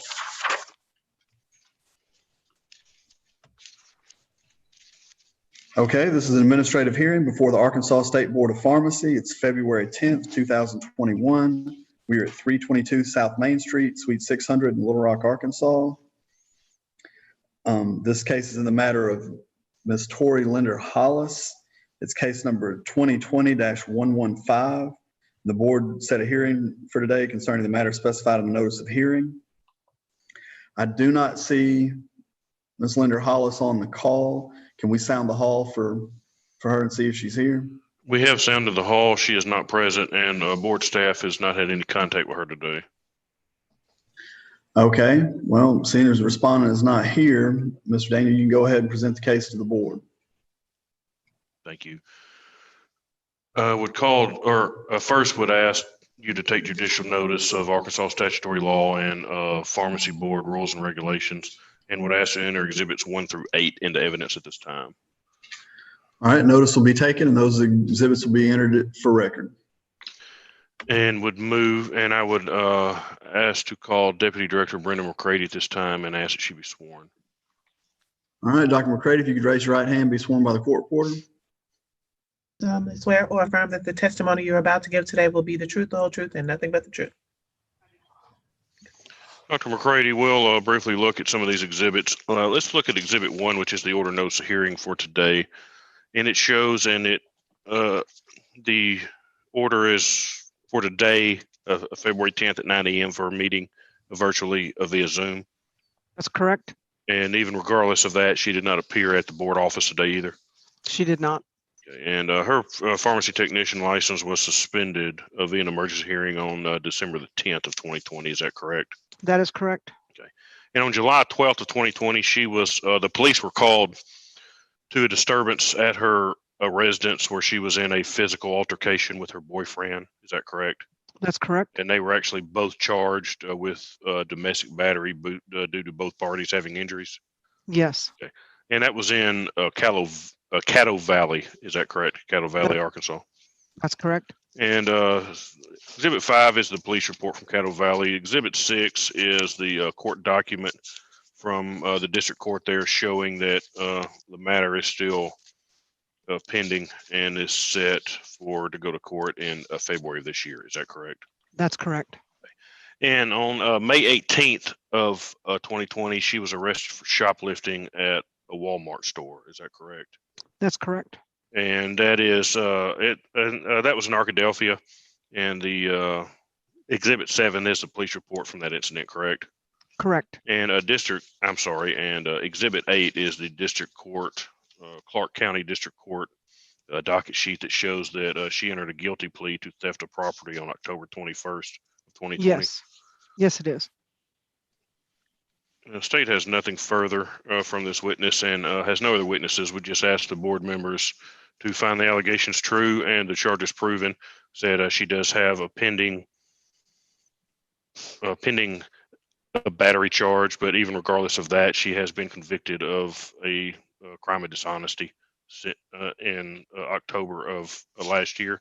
She had the opportunity to come here today and to present her side to this, and she is not doing that. So based on that charge and the shoplifting conviction, we would ask that her license be revoked. Okay, board, do you have any questions for Dr. McCready? You may All have. right.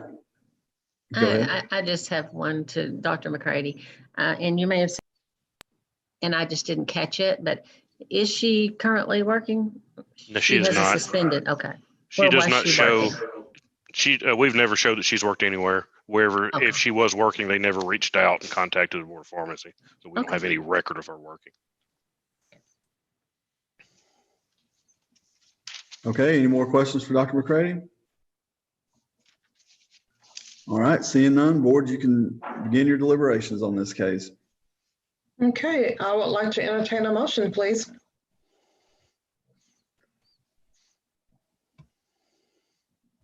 I'll do it. Yep. In the matter of Tony Marie Linder Hollis, pharmacy technician, PT 08618, case number 2020-115. Allegations A1 through A4 having been shown to be true and charges C1 to C4 been proven, I make the recommendation that we revoke her pharmacy technician license. Okay, do I get a second to that motion? Second. Okay, have a motion and a second. Any further discussion? All in favor of the motion signify by saying aye. Aye. Any nays? The motion passes. Who was the second? I apologize, I missed it. It was a tie. It was Brian and Lynn at the same time. I'll defer to Dr. Kraus. Okay, let the record reflect that the board's decision is unanimous and it'll be reduced to writing and service will be made or attempted upon Ms. Linder Hollis. If the respondent cares to appeal the decision, it can appeal be taken under the Administrative Procedures Act. But if there are no other questions or comments, then this hearing will be concluded and the record will be closed. And that is all, Mr. Jones and Ms. Harrison. That is all we have hearing wise. As always, glad to have you. Y'all do a fantastic job. And we are scheduled for tomorrow at 9 a.m. We do have several hearings set in the morning. I know a couple of those will be present. We have a couple of hearings set at 1 o'clock. It shouldn't be an all-day ordeal, but we do have a couple of hearings set at 1 that, and I know at least one of those will be present. So we have those set. And I guess, Ms. Harrison, there's a chance of bad weather in the morning, but I guess you working from home, I mean, you're available. We'll have Zoom hearings regardless of the weather. So I know everybody, if we have an issue, everybody here is planning to take home what we need so we can get on. So we'll see you, like I said, always good to see you, Ms. Harrison, and we'll see you again in the morning. Thank you. Well, thank you all very much. All right, starting at 09 in the morning? Yes. Okay. All right, thank you. I'll see y'all tomorrow. Thank you. And that's all I have hearing wise. I don't know, John may have some, where did he go? There he is. John may have something else. I don't know what he's got, if there's any other discussions. We've had a couple of questions a few months back when we had sent out information of here are some tips to be ready for things like board inspections, especially during COVID. After I had posted that on Facebook, an issue had come up that Dr. Fain had actually advised a facility that they would not be able to just post their permits up with a like rolling video. screen. And so we actually posted some of that information on Facebook, which got us a couple of questions. But the key that we had answered those questions on is based on state law that says a couple of things. First of all, that we shall issue an appropriate certificate to each person licensed. Certificate must be conspicuously displayed in every store described in the chapter. And then elsewhere in the statute, when it talks about permits being displayed, it says shall at all times be displayed in a conspicuous place in the pharmacy or other facility as identified. That goes for business permits as well as what we've said for employees. So we had another question about and you guys had a picture yesterday in the Dropbox that it's basically a flip book. If you don't know what I'm talking about, I can work around and get it pulled up on screen. But someone was asking if a flip book would be acceptable to the board as well. And at that point, I defer to you guys. I mean, for us, when inspecting for management, when they go in, if you have all the permits displayed on a wall or something, it's real easy to see everything versus having to either wait for something to scroll through on a video. There you go. Or having to get something that says, flip page by page by page. So, and we put, this was a UAMS thing. This is just the picture that we had gotten from Dr. Singh at UAMS as an example, but it's a general question overall about the board. Since this one's from UAMS, Dr. Jolly may not even want to mention anything since he's an employee there. Dr. Crowell? Yeah, the ones that I've seen, they go through everything before they cycle back around and come to it. So it's like, if it's a 30-minute, 45-minute, 20-minute process and you missed it, you're going back through it again. I don't see, I mean, what are you using the wall for anyway? I think some people feel that it is an administrative burden for them to hang it on the wall. A lot of places have it hung up where it's actually real pretty, like everybody has their frame and it's kind of like the show off board. Other people just literally just put it up on the wall. It's kind of like if you go to a hairdresser or if you go to get your hair cut, they're required to display their permit, and most of them have it just taped to the mirror where you see it. Okay, Dr. Jolly, did you have a question? You're muted. You're on mute. Okay. I was just going to say what our setup is in the pharmacy offices near the hospital pharmacy is we have these picture frames, and they have sort of these hooks that are drilled into the bottom and the side, and all the frames hang by chains. And I think what precipitated this was a lot of times, with our technician turnover, we have to switch those out pretty often. And those frames over time have gotten, they fall, just gotten old. And so I think the initial was just to try to explore with the flip chart, some other way of being able to display. I wasn't really part of the discussion internally, but that's my understanding of the intent. And, I don't know I think it'd be helpful to hear for those of you that may have seen what other hospitals do that maybe have pretty large staffs of, say, 40 or 50 plus, how they do it, any tips that anybody has out there. But that's my understanding of the flip chart request. I concur with Lynn that this rolling video would be very difficult. And I don't know that would meet the definition of conspicuous, but I mean, conspicuous meaning so as to be visibly obvious. A flip chart is there. I mean, it's not a burden to flip from one page to the other. It is conspicuous. You can see where it's at. It's not as though there's some delay. You have to wait for the whole thing to cycle through again. I mean, you can just flip through, and find what you're looking for. So I would not be in favor of a rolling video, but I don't see any problem with this flip chart. It seems to me that how would anybody even know to go look for a flip chart to see anything? I know just from past experience too, they're getting so many on the wall that that's the problem. It's not that they don't want to put it on the wall. It just, there's a lot of techs and a lot of pharmacists and a lot of different people that come through. But I think for consistent, we either allow them to use what they need to use, or we just say they have to be on the wall. So I have a question. Table, on the table, I mean, that would still be conspicuous, but not on the wall. Okay. Dr. Mitchell and then Dr. Kraus. So when I worked at US Compounding, we put them on a wall upstairs because typically visitors don't go upstairs without being escorted. So they were on the wall. But another concern we had was that most of the technician permits have their home address listed. And so we didn't necessarily want people's home address to be accessible to just anybody that happened to walk in.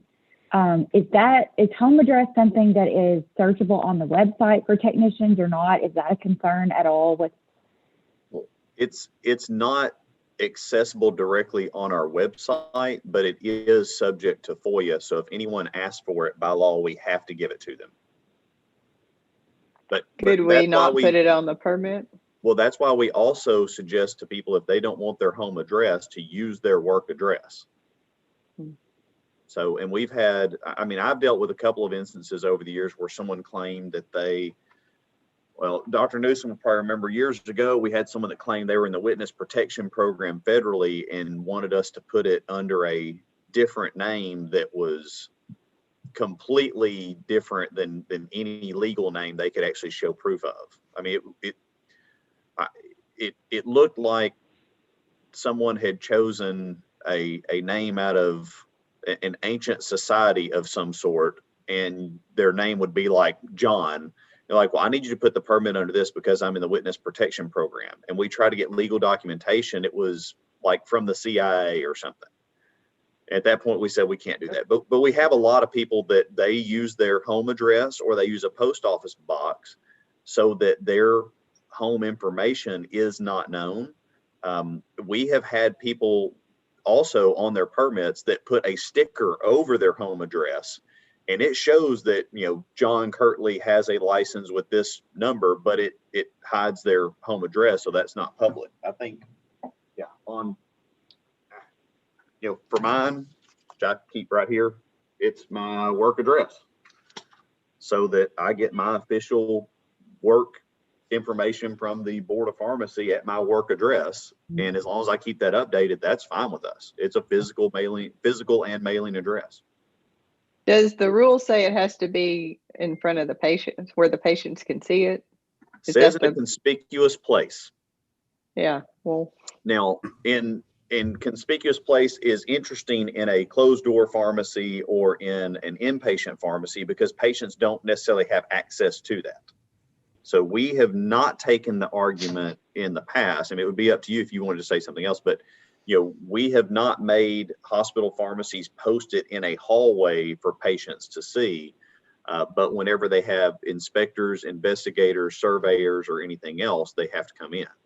And the other thing that we've had that's a more acute issue is just pointing out the fact that with COVID, we had a lot of technicians that had temporary permits that expired out of sequence, and having gone through renewal, Ms. Bergen could tell us the specifics, but roughly a third, or about 3,300 of 9,000 and something pharmacy technicians did not renew.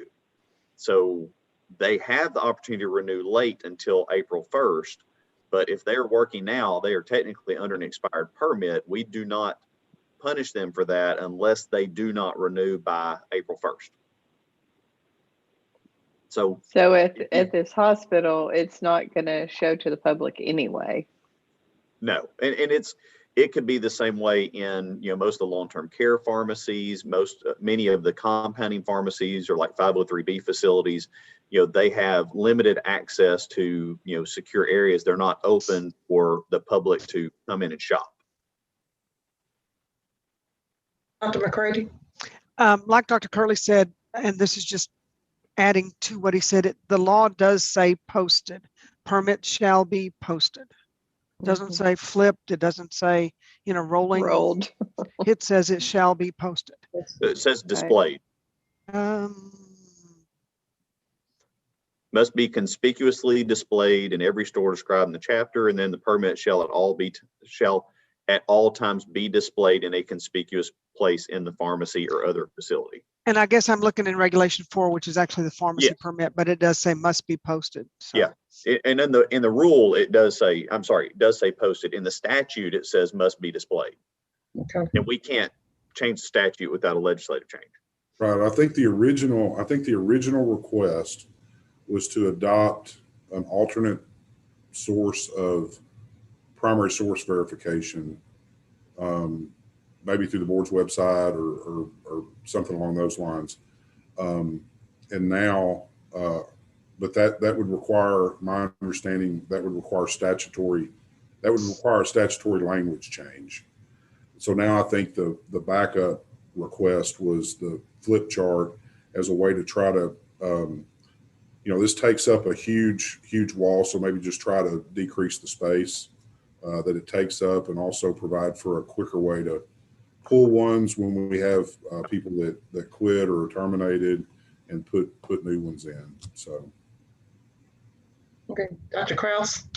I don't know if, Dr. Jolly, can you tell me what maybe you just did, but what's preventing it from being just displayed on the wall or on a desk or something? How many licenses are you talking here?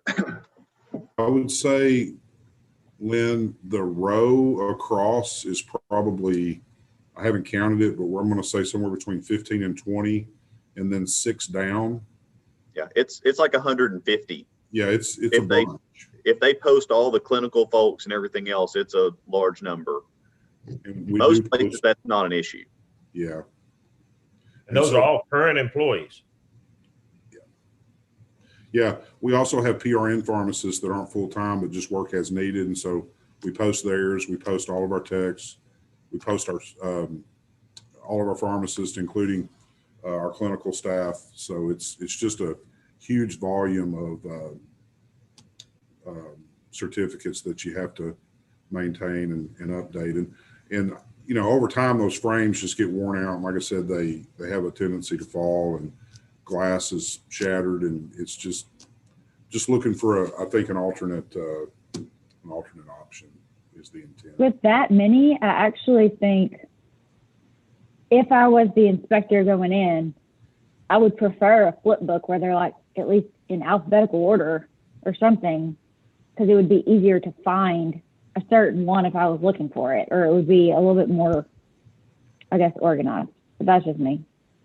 Yeah, I have someone just sent a chat in, 237 employees. In 2 facilities. Mm-hmm. 2 locations. Yeah, that's a lot of people.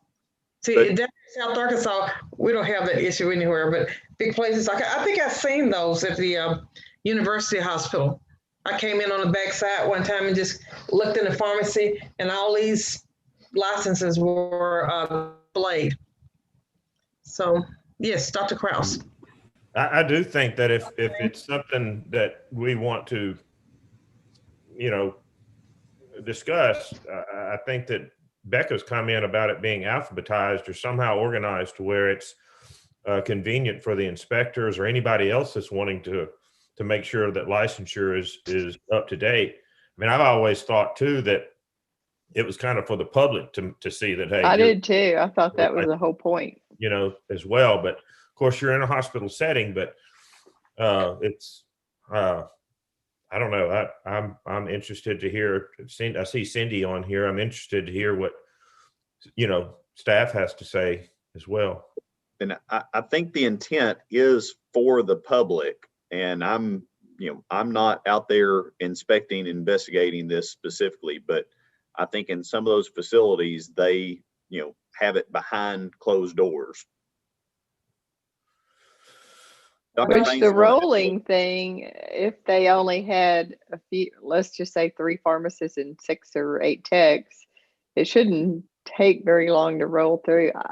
I don't know. I don't know if we should work on changing it Yeah, or if it matters, but We've got another comment. Ohio eliminated the requirement altogether, more because primary source was more reliable. Inspector requests, we go directly to the Board of Pharmacy website and pull the record. Even today, if we have an inspection, we use primary source. I mean, this isn't Ohio, but the other thing is we are not saying that the permit on the wall is a primary source verification. You know, this is a state law that I think is really more about the people that are in there or the community that is in there, is why it describes a conspicuous place. And primary source verification can always be done by the board website, but Dr. Fain can tell you, just like Dr. Robertson can tell you, we're not punishing them if we go in and they have a permit for someone that doesn't work there any longer.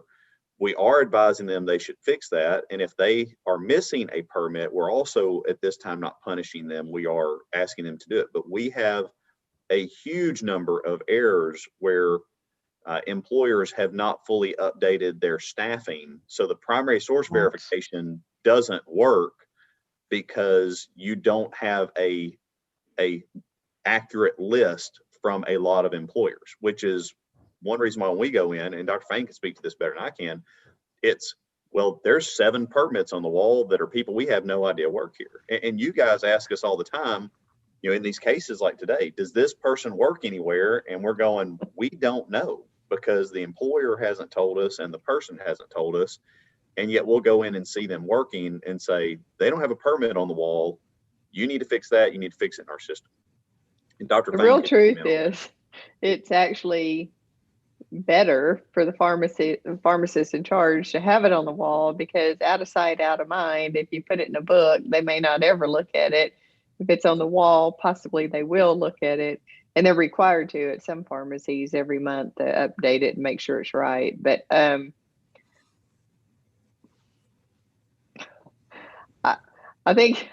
just think it's kind of all or none. Either everybody puts it on the wall or we try to work out a different solution. Either one works for me, but. Okay, Dr. Kraus. I was going to say that I do empathize. You know, when I had no idea the number of licenses that some of these places have to contend with. But I'm not sure that it's up to us to adjust to their success. I think that, you know, as it states, you know, it should be posted in a conspicuous place. I'm not saying that all Rolodexes are created equal. You know, I think that if that technology was to be employed, I think you need to readily be able to ascertain not only the one you're looking for, but all of them that are there, you know, just like you do on the wall. But I don't know what else you're going to do with wall space. I mean, you know, that's what it's Paint there. it and spackle it. Yeah, I mean, it's, you can take the Monet off the wall and put the licenses up there, I guess, you know. Well, and you know, the difficulty for staff on this is not a staff-driven issue. It is a statute-driven issue, which is why we bring it before you guys. Because I mean, I'm sure that, you know, Dr. Fain's going to see other people that are going to ask this, you know, in retail settings and everything else. But, you know, I can't give someone advice on something that later the board is going to say that violates the statute, or that you think it does, or is an obvious violation of the statute. Because then we're not even enforcing state law that we're bound to. Why don't we just leave it as is then? I agree. We're digging up bones. Cindy, did you have any input? I was absolutely opposed to the scrolling digital frame, but the little clip thing, I really don't have an issue with that. Some of the other problem that nobody would realize unless they actually go out and do inspections is some of these places have 12-foot ceilings, and they post them over the shelving on these, you know, 12-foot ceilings, and I literally have to get a step stool to get up there and read them. And so there would be some advantages to the little flip chart, but then like somebody else said, it's out of sight, out of mind, and it's not up to date. And what if somebody walks off with the flip chart and it's gone? That would be that's my an worry. issue. But I've been looking for, the actual, the primary source versus what they've got posted on the wall. And I would venture to say 75 to 80% of my inspections, this is a deficiency for them.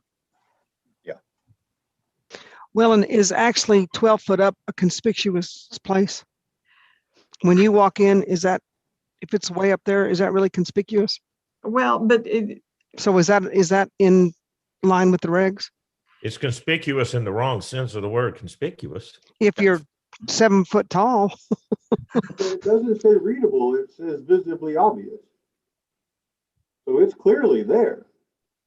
Maybe we need to add conspicuous and readable. So if I could just comment on the process for updating real quick, as far as like a flip chart would go, it would be located in an area where it was visible and not out of mind. We also have a pharmacy technician in our quality assurance department whose responsibility is to continuously update and maintain that process. So we have some solid procedures in place to make sure that things do get updated. And so it wouldn't be out of mind. It's something that is a continuous process for us to update. So I just wanted to let the board know that as well. And we wish that everyone would do that. So I will say the flip chart, and Dr. Fain, I appreciate you weighing in there. The flip chart would make things easier just from the amount of space that it takes up and just having to deal with those glass picture frames. I wonder though, if we make a exception for this hospital, or nothing against your hospital, Dr. Jolly, but if we make an exception, then is everybody going to start coming in trying to get us to accept their process? It just seems I don't like see it as being an exception, but rather a difference of interpretation. Well, I'm sure the rolling ones don't think it's an exception either, but we're saying here that we think so. I'm not sure that I see it as an exception. It's if it's conspicuously displayed. I would think that it would be easier to keep it updated than trying to climb 12 feet up and change it out of a frame, remove one or put a new one in or whatever. So I don't know that we're changing anything. Right.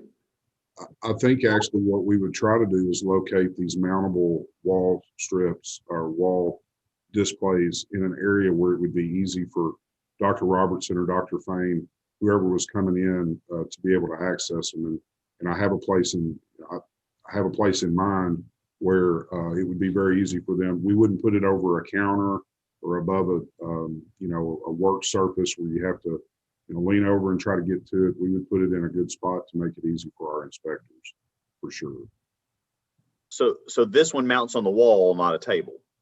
Correct. Well, the rolling I have absolutely no problem with that, and I don't think it is an exception to the rule. I think that still qualifies as being conspicuously posted or conspicuously displayed. I honestly think it's a little bit archaic for personnel licenses. The rule itself, I understand we can't change it, like right here in this meeting. But to John's point, if it's currently a rule and people are currently allegedly, supposedly trying to follow it and permits still didn't get renewed, is it really effective? It's a law. What's the point? Well, sure, but I'm in favor of changing it whenever we can, which is not during this call, but I don't think it's really helpful. I think the flip book mounted on the wall is perfectly compliant with the law as it's currently written. That's my opinion. So is that would you say that's also true for a retail pharmacy? They can just put it on a wall in the pharmacy and have it in a flip book? Because their thought, at least a couple of retailers I know, wanted to put it on this rolling thing so it could be outside. So it's like a TV, if you will, and it keeps going around and around and around. And that was ruled down. So that's out there that is conspicuous displayed for the public. So are you going to say retail pharmacies can also use this flip book and just put it in the back? Well, not just put it in the back, it still has to be in a conspicuous place. Well, you can't put it outside the counter or it's not going to be there. Not my problem. Well, I think the answer is that irrespective, it needs to be conspicuously displayed for the purpose of whoever needs to see it. In the hospital, it's going to be investigators and accreditors. In a retail pharmacy, it's going to be the patrons of the pharmacy. I think that the rolling screen does not meet the definition of conspicuously displayed, because it's only displayed at the moment that it's scrolling across the screen. So it's not conspicuously displayed, whereas the flip chart, it's always there and available. You just simply need to flip a couple pages over to find it. So it is conspicuously displayed. So I only see that as a difference of interpretation, but the rolling doesn't meet that same interpretation. Well, there's not really a definition of how. I mean, I don't think there's a definition to say that if it took 5 seconds or 10 seconds or 2 minutes, that it's not. I don't see that, why that. They don't have to see it every second, I wouldn't think. So I'm just not sure why it's that contentious if it's rolling. I get it if it was 15 or 20 minutes, like somebody said, that would be ridiculous. But I'm not sure how fast it rolls. Because yeah, I'm not I mean, either. in some instances, if you're really looking for information on there, like an expiration date or something, are you going to read half of it and then boom, it's gone and you got the next one there? So I think that the hard copy, whether or not it's in a frame or whether it's in this flip book, to me makes more sense. That rolling thing, I think maybe you can stop it. Maybe there's a mechanism where you can stop it, or maybe it can all be displayed on the same page. I don't know. I haven't seen one in a really long time, but it's like a picture frame, say a 8 by 10. I'm sure you can get different sizes, but you upload it through a USB or a thumb drive, and then it just displays in every.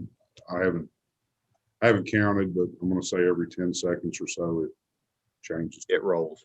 Yeah. It's like driving down the highway and see something. Oh, we keep getting chats from non-board members. This is a board discussion, unless the board calls on someone outside the board. Madam President. Go ahead, Dr. Kraus. So in my, as we go forward and thinking about this, it might behoove us, I guess, at some point to say, okay, if you've got 100 or more licenses that are active, maybe you can, use the electronic or digital Rolodex or whatever. But I think that these large frames that you get at Hobby Lobby or whatever, that have a clear front on it, if you want to put your pharmacist in that, and then when the inspector comes, pull it out and say, here they are.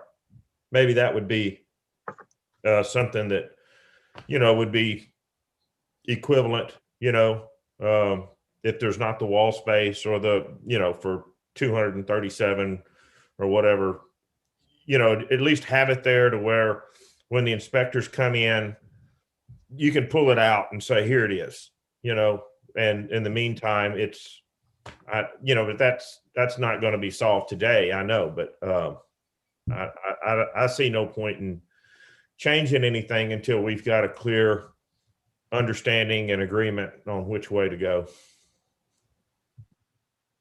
Any other comments on this topic? Well, we're not being asked today to render an opinion regarding a scrolling screen. Apparently that has been done. We're simply being asked to interpret this display now. And I think this display meets the definition of the law. Yeah, that, Dr. Richmond, that's what you're being asked today. And, you know, would this be okay? Or is this something that our inspectors should go out and say, no, it has to be hung a different way? Well, and relying on the inspector's opinion, Ms. Fain said that, I mean, in her opinion, that this would actually be more useful. So, I mean, meeting the definition of the way the law is written, laws are purposely written vague. Yeah. So that it allows for interpretation of situations. And I think this interpretation meets the intention of the law. And it appears to be supported by the staff. All right. Do we have anything else, Dr. Kirtley, we need to discuss? I think that's all I've got. We had law test issues. If any of you have any specific concerns or questions or want to see anything on the law test, I'd have to defer to Mr. Daniel, but because that is protected information, it appears that we would be able to meet in a closed session to discuss that, which means we would kill the video and the recording to discuss that if there was any desire from the board. If we were going to do that, I would say that would be the last thing we would plan to do today, and just plan to reconvene tomorrow morning at 8:45 to discuss law test challenges. Mr. Daniel? Yep. And we do have, I think, in your share packet from yesterday, there are the law exam issues. 4 of those are for the discussion tomorrow morning. Like I said, we did add them on at 8:45 just to try to get them taken care of before we start at 9. We do have, let me pull the schedule up real quick.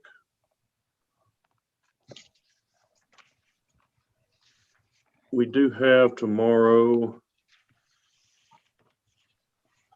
oh, let's see. We have them kind of spread out at different times, but we do have one at 9 a.m. And then we have 9:30. We've got 2 at 10. We've got 1 at 10:30, and those are all formal hearings. We do have a support group scheduled at 11:30. They've got a couple that they just needed, nothing big, just needed for advocacy reasons. So we just squeezed them in instead of having them wait till April. So we've got 3 of them scheduled at 11:30, but it shouldn't take long. And then we have 2 hearings scheduled at 1 o'clock. One is a technician application. One of them is a reinstatement request from an intern. And then we have just a quick, also at 1 o'clock, we have a pharmacy scheduled, just has a quick request about some licensing issues. So like I said, it shouldn't be, and we do have emergency hearings. I've got 3. And we've got those scheduled at 2 tomorrow, so we'll get into those after the hearings, but it shouldn't be an all-day issue. I'm also just looked at the weather again, and Channel 7 and the Weather Center is showing a really good chance of schools being canceled tomorrow in Central Arkansas, and they're talking of anywhere upwards from 1/4 inch of ice plus.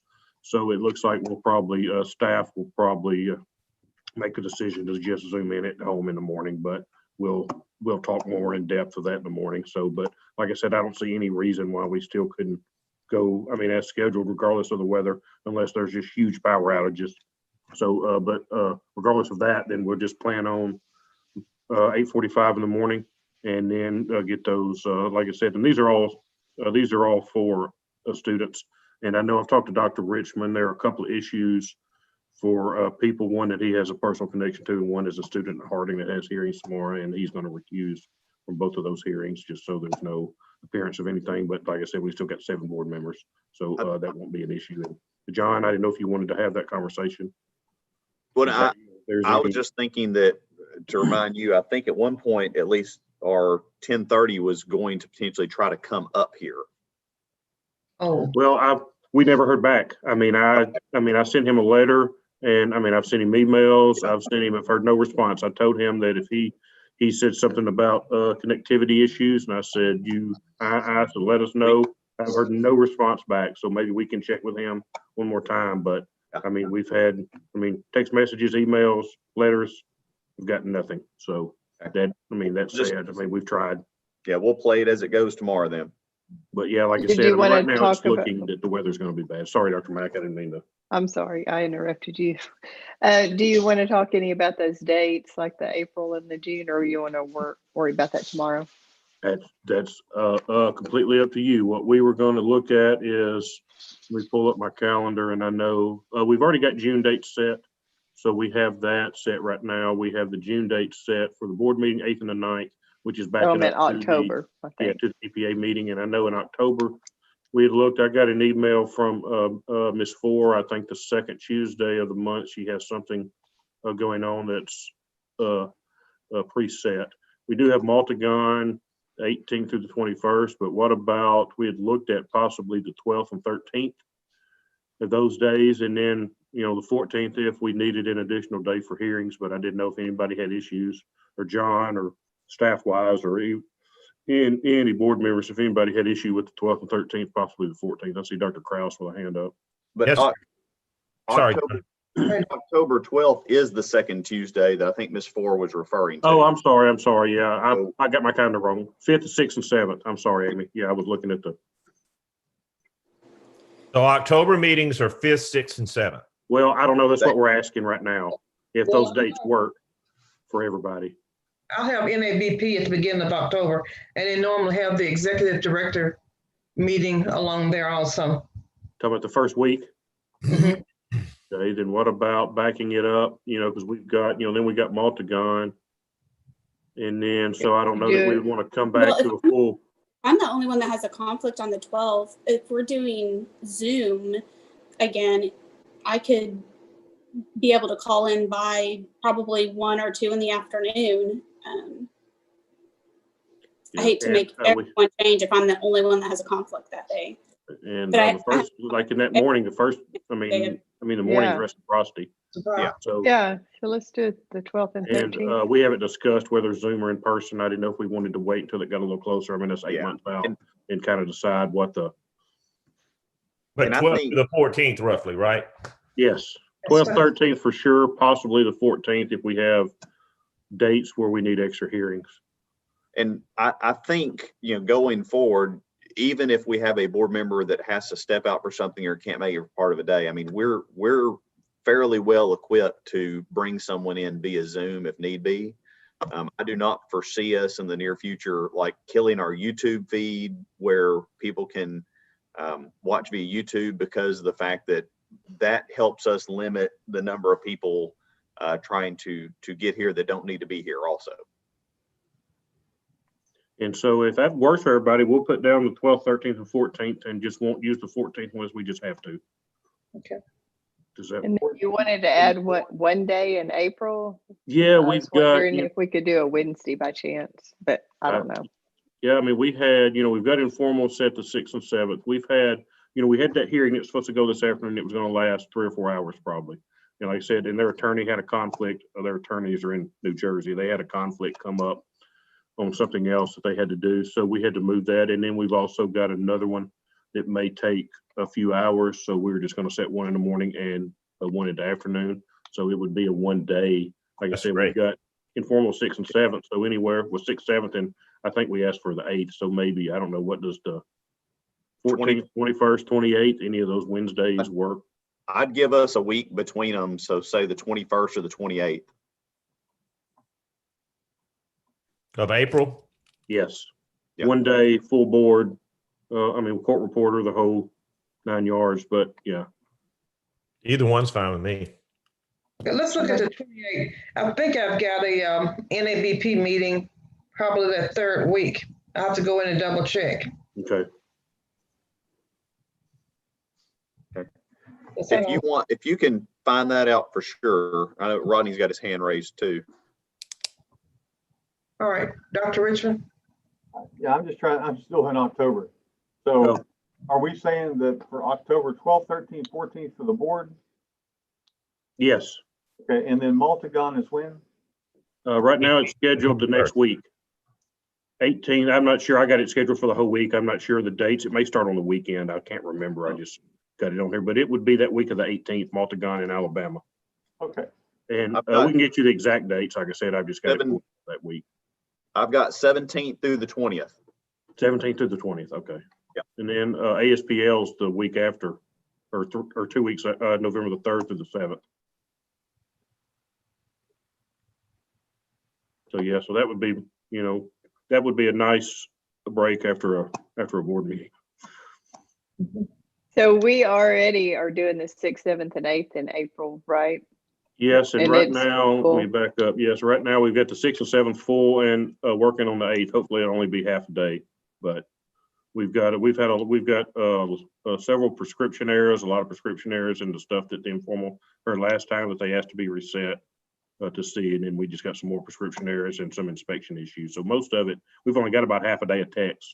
Most of it's just random requests, inspections, prescription errors, just stuff that just a lot of that needs to be addressed. Yeah, I know y'all were looking back at the 28th. Did anybody have an issue with the 28th of April? Sorry. If Dr. Newsom's got something before that, and like I said, this will be full board. Okay. Everybody that can attend. I mean, granted, a quorum's 5. We understand if something comes up, but. So can we put the 28th down? Does that work for everybody and everybody can double check? The 28th will work for me. I think it's the week before. And I'll send out an email with all these dates on.